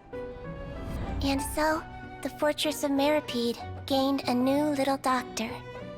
She still wore her hood and raincoat, even though it never rained in the fortress. Perhaps thanks to her human appearance, no one refused her treatment. She treated more and more patients, and her sentence grew ever shorter. Finally, the people of the fortress could not live without her, and though her sentence ended, she did not leave them either. Then one day, she received an invitation from the outside world. The location seemed familiar, and when she arrived, an old lady was waiting for her. She saw right through the Melazine's disguise, but didn't reveal it. Instead, she asked a question. Tell me, why do you think you gained the respect of so many people, despite being a Melazine? Because I look like a human? It's been 50 years, Sijuin, and you haven't aged a day. I think everyone knows you are not human. I finally found you, after all these years. I still remember, you know. It was you who saved me that night. But how? I was no longer a Melazine by then. Does it really matter if you're human or Melazine? I remember the warmth of your palm. It's quite unmistakable. And you know what? It hasn't changed one bit. You don't have to hide anymore, Sijuin. These days, everyone wants to make friends with Melazines. And I think that it's all because of you. I'm sorry I couldn't say this until now, but thank you, Dr. Melazine. Now that's an ending Paimon can get behind. After hearing everything Patton said, I wanted to tell him that it didn't matter who he looked like on the outside. But it was too late. The warmth in his palm had already disappeared. I tried to treat him, but the roots of his problem had nothing to do with his face.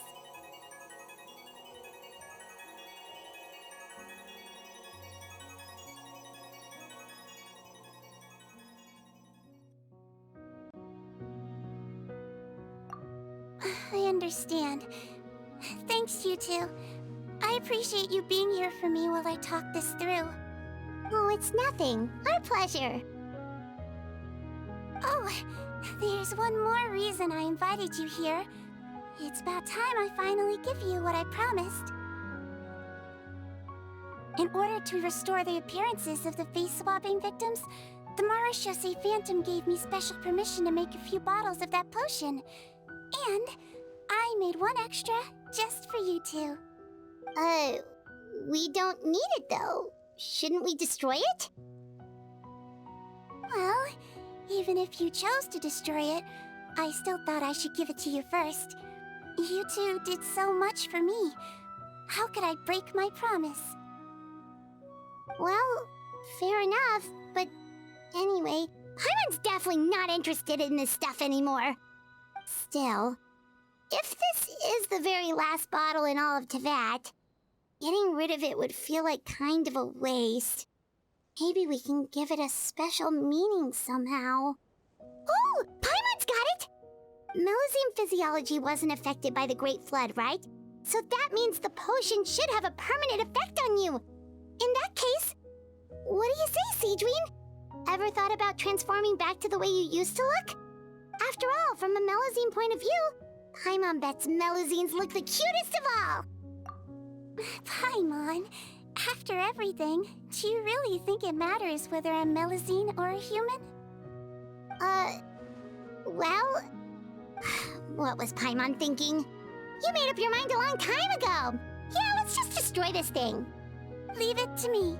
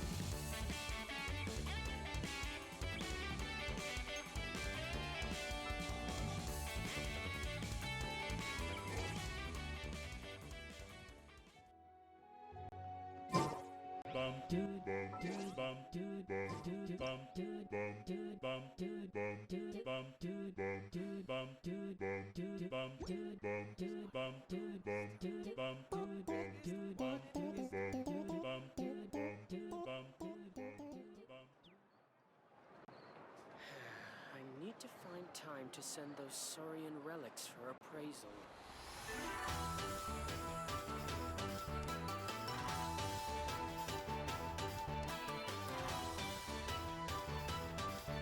Here's how I allocate my energy on a job. 70%